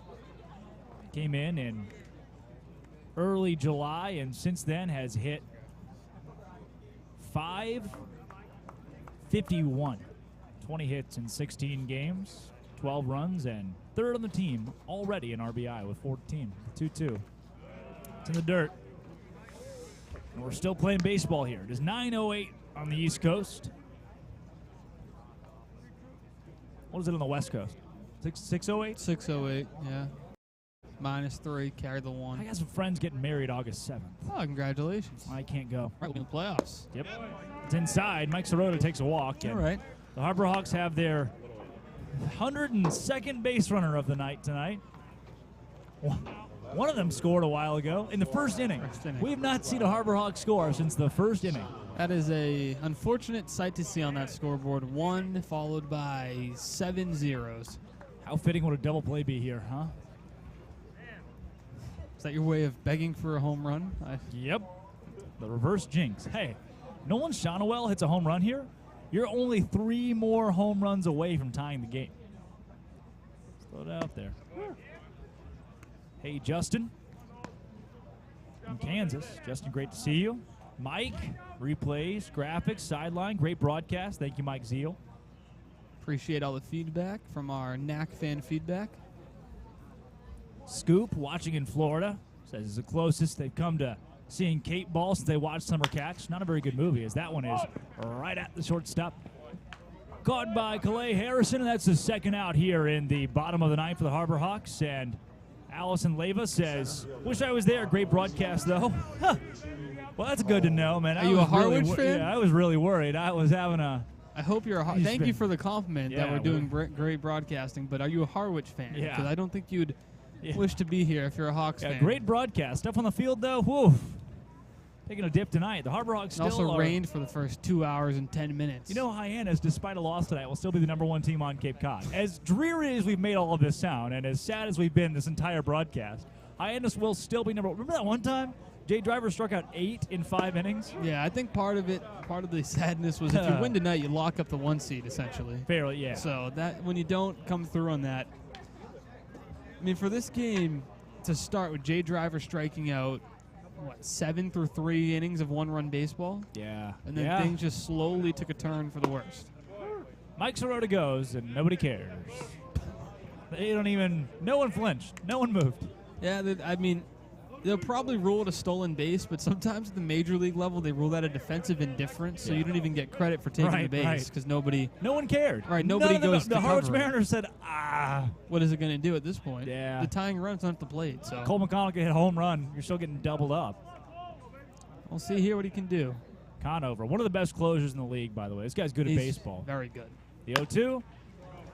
Well, folks, it has been one of those games for the Harbor Hawks. Final score is 6-1. Hyannis strands everybody plus us. I was stranded twice. I think you were once on third. Yeah. And that's going to do it. Final stat line for the Harbor Hawks. 1 run, 7 hits, and an error. Harwich, 6 runs on 6 hits. Talk about some timely hitting and timely scoring for the guys across the way, and they come home with a victory. Congratulations to the Mariners for clinching a playoff spot. And boy, howdy. Woo! This has been a night. The Harbor Hawks now need to beat Bourne and hope that Katuitt loses one of their last 2, and that is it. Hyannis will still win the West and be the best team on Cape Cod. Austin, all that is left, as quickly and painlessly as possible, is to give out the NAC Player of the Game. Well, thank you again to the NAC Cape Cod for sponsoring tonight's Player of the Game. That's going to go to Austin Strickland, the right-handed pitcher from Kentucky who threw 2 2/3 of scoreless relief work. 2 hits allowed, no runs, no walks, 2 strikeouts for Austin Strickland. Really solid night for him. He saves your bullpen a bit as tomorrow you hit the road to Bourne. And Stokes, Ella Gibson, our producers, Mike Maynard as well. On the baseline was Bria Losk tonight. To everybody out there, thank you so much for watching. We love to see you back with us in the playoffs. It is always, always, win or lose, a great day to be a Hawk. The final score in this one, Hyannis 1, Harwich 6. Good night.